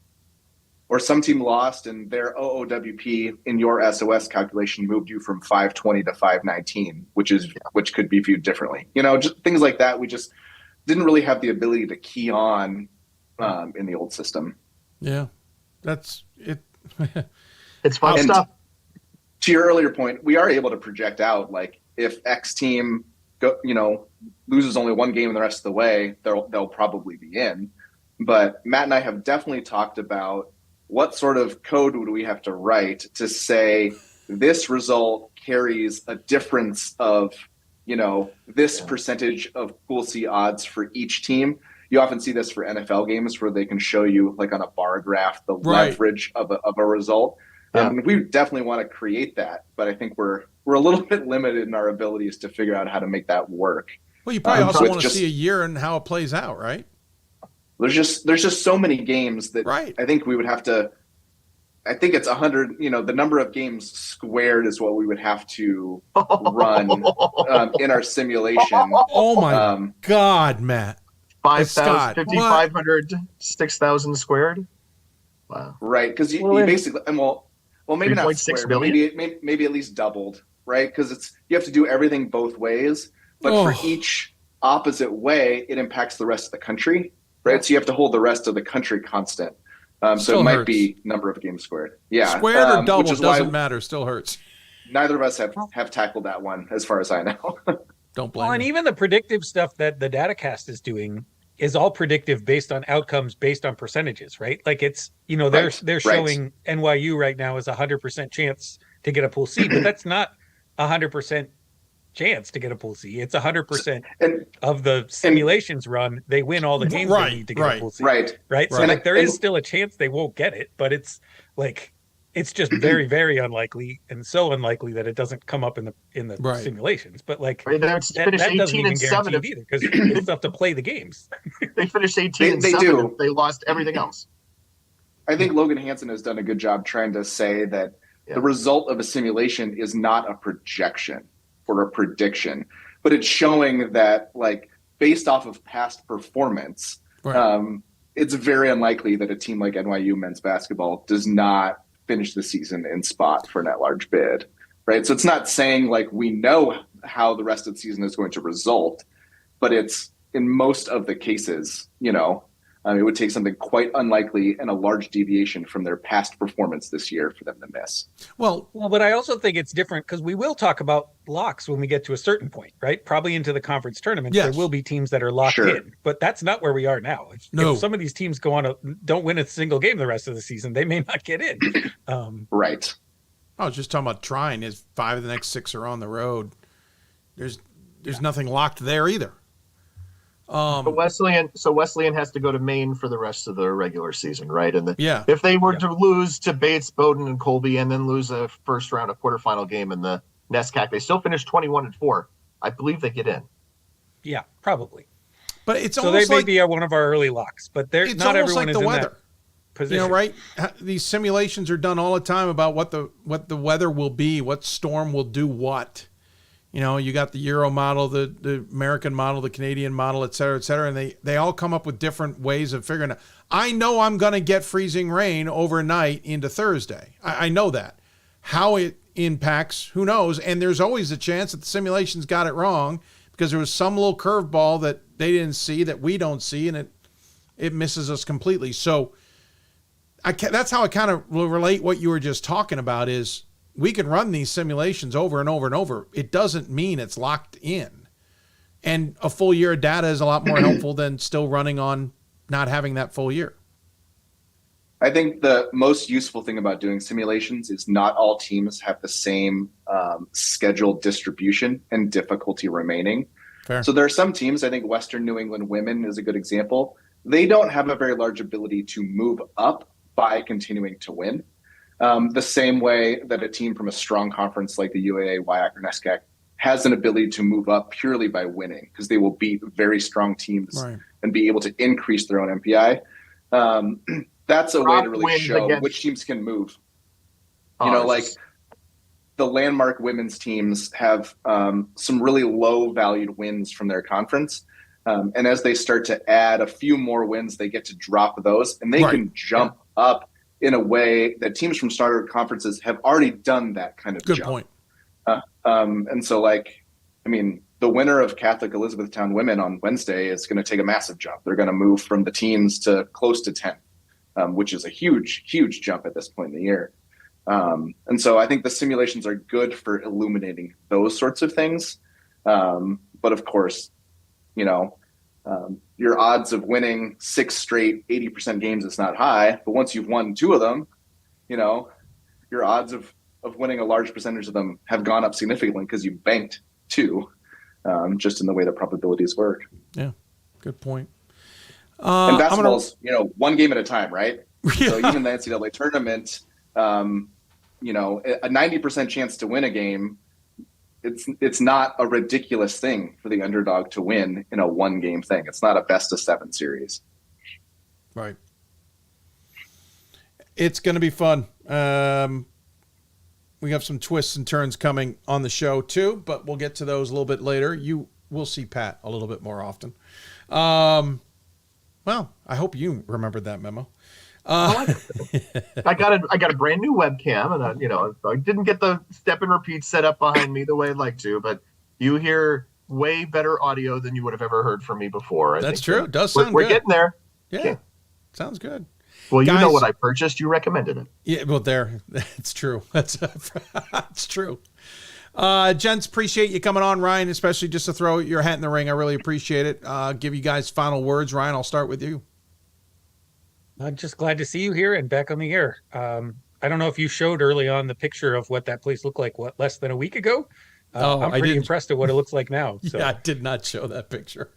I probably should have. Yeah. The 2 pictures in the last 2 weeks were not fun. Yeah. PTSD, sir. PTSD. But thank you. Appreciate it. I'm glad to be on the air, too. Scott. This might not be the most fun thing, but if you are a top 8 protected seed, that does not mean you have a guaranteed hosting spot. It means your seeding is protected in who you can face, but it does not mean necessarily that you are guaranteed to host. And similarly for seeds 9 to 16, I believe seeding / your NPI is the third criteria when it comes to hosting. And so there are going to be a lot of factors in play. And just because you see your NPI standing does not mean that you should book a host. There is some truth to that. There's also, remember, the men and women dynamic too. Women have first weekend, yes. Men have second weekend this year. Also that. Yeah. And God forbid you don't put your paperwork in. Hopefully the NPI gives you a hint that you should. Also all that. Yeah. Yeah. Yeah, there's another set of PTSD for everybody. Pat, any thoughts before we let you go? Well, I think one of the things Scott just said is an example of how much we still don't know about how things are going to go this season, because in the football world, everybody was protected from each other, and the top 8 seeds all did get seeded 1 through 8, and one's bracket was seeded to play 8 in the national quarterfinals and all that. And yes, number 8 didn't file to host for whatever reason. But I fully expect it to be that way. We've literally set aside extra money to make this happen, so we darn well better make it happen. Not only with NPI, but also bracketing principles. My understanding is that this is what we're supposed to get, and I would be interested to hear you ask that question on Thursday, also, Dave. For seeding, I'm adding it for seeding, yes, and I think also for hosting. I think we should expect this, and if it's not going to happen, we should get told now rather than on March 3rd. I can foresee some curveballs as to why it would, but it's worth asking on Thursday. So we'll dive into that along with several other pertinent questions. Among the top 8 in women, I don't foresee any problems. I do in 9 to 16. And for example, if NYU, Bowdoin, and Scranton all ended up in the top 4, it could be that the committee cannot bracket them such that each would host a sectional if chalk gets through. Something like, those sorts of realities might not be able to be guaranteed the way that they have to split up the top 8 seeds around the bracket. And I think that's we have augmented that travel budget in order to make more of those things happen. So hopefully that's the result. To see how it plays out. Mm-hmm. I mean, that's the big question: is if it's going to require 3 flights, are we holding second weekend seeds? Because that's really where the question is. A lot of the mock bracketing we've done for the men have had one quadrant where we sort of had to host at the third seed, so to speak, in the second weekend. Right. Yeah. Good point. And if they're willing to pay 3 flights to keep a top seed hosting, that would be wonderful. In Scott's scenario, let's say NYU men advanced on, so the women would be on the road anyway. So there you go. Correct. Right. We'll never get rid of that, I suspect. No. Can't. That's got it. Yeah. We'll dive into that another show, but there's no way that goes away. Not everybody has the capabilities of being able to manage that successfully. Gentlemen, thanks for joining me. Really appreciate it. Thanks for having me coming on the first show, and we'll look forward to catching up with each of you in the next month as we gear up for the end of the season. Take care. You, sir. Glad you're here. Thank you. Appreciate it. Glad I'm back. Pat Coleman, Scott Peterson, Ryan Scott joining me here on the Hoopsville Hotline. Fun. This is the angle, by the way, that I was telling Phil about earlier. This is the interview angle.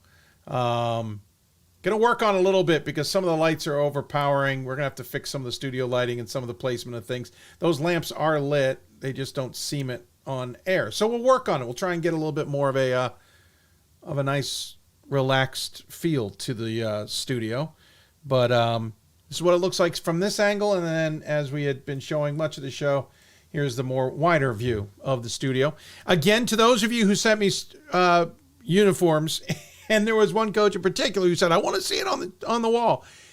Thursday, this wall will look different. We're going to get a bunch of new uniforms up on the wall. Try and see if we can squeeze in some more, find ways to get more on there. Maybe you can go higher up on some of those to put a 4th row in maybe. I don't know. We'll see. But thank you all who did. If you want to send us something, whether it's something for the shelf, like we got all these bobbleheads, you wouldn't believe it. I've got a new one. If anybody's from New York can spot it, there's a new one from New York up there. I got Pioneers from Platteville. Let's see.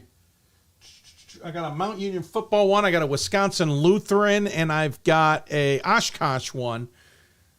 Love the little bobbleheads, but if you got one in particular you want to send our way, do so. We're going to, at some point this season, I'm going to take a big picture of the studio and do one of those number one and then tell you what that item is every step of the way. That might be some fun. Anyway, I want to thank everybody who joined us on the show. From NYU, Meg Barber. From Illinois Wesleyan, Maya Smith. From Wesleyan, Joe Reilly. And from Trine, Brooks Miller. And of course, I want to thank all the sports information directors who helped out as well. We mentioned Jeff Bernstein on the show with Meg earlier. I also want to thank Katie Gonzalez at Illinois Wesleyan, Max McNeil at Wesleyan. And then I want to thank Brant and Nicholas at Trine for their assistance. Thursday show, 7 o'clock Eastern time. Again, we will talk to the committee chairs on that show. It'll be a pre-recorded segment. We'll then do some other work. I'm not sure if I might reach out to the DataCast guys about that day or another day. We'll see. We're going to get their take on things certainly here in the near future on how it's all playing out and get you understanding in case you've got questions. We'll do some top 25 dabbling a little bit, but we got so much to catch up on because of us not being on the air. May not dive into the top 25 as much as we normally do, but maybe next Monday we put our toes in the water and get everybody's take on the top 25. We'll see. Going to play this one out. 7 o'clock Eastern is primarily when we're going to do every show. There's 2 Thursdays the rest of the year.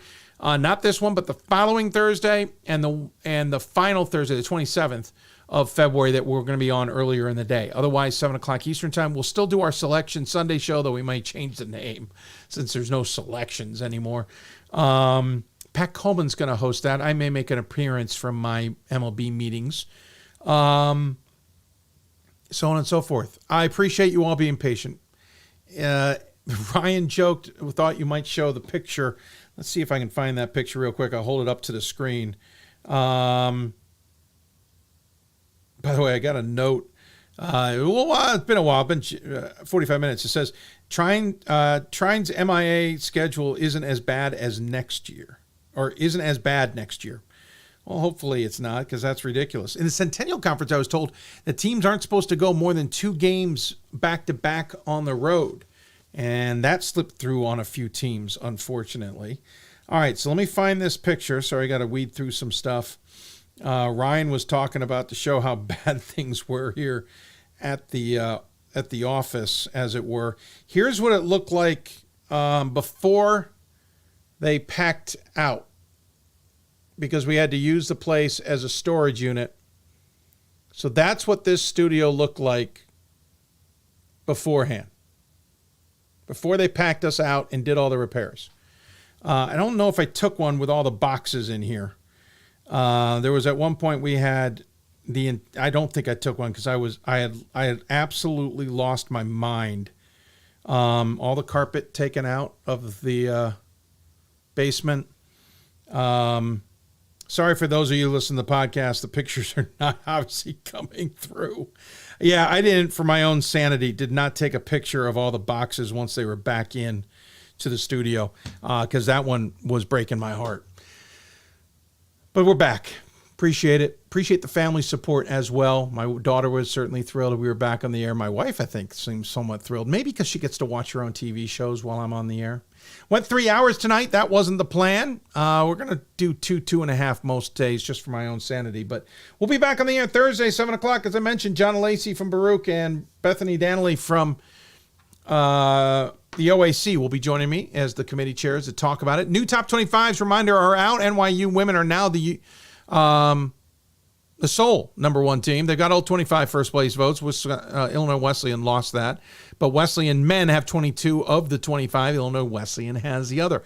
Not sure who we'll get on for guests, but I got plenty of ideas out there because there's so many good teams. We'll figure it out as we go. If you got guest ideas or stories or tidbits or something you want us to maybe pick up on, make sure you email us, hoopsville@d3sports.com. You can also contact us on social media. Vinny I did get your message. Yes, I said Illinois Wesleyan's record incorrectly earlier on because I was reading off the top 25 page. I forgot to add in the games they had played since last week's top 25.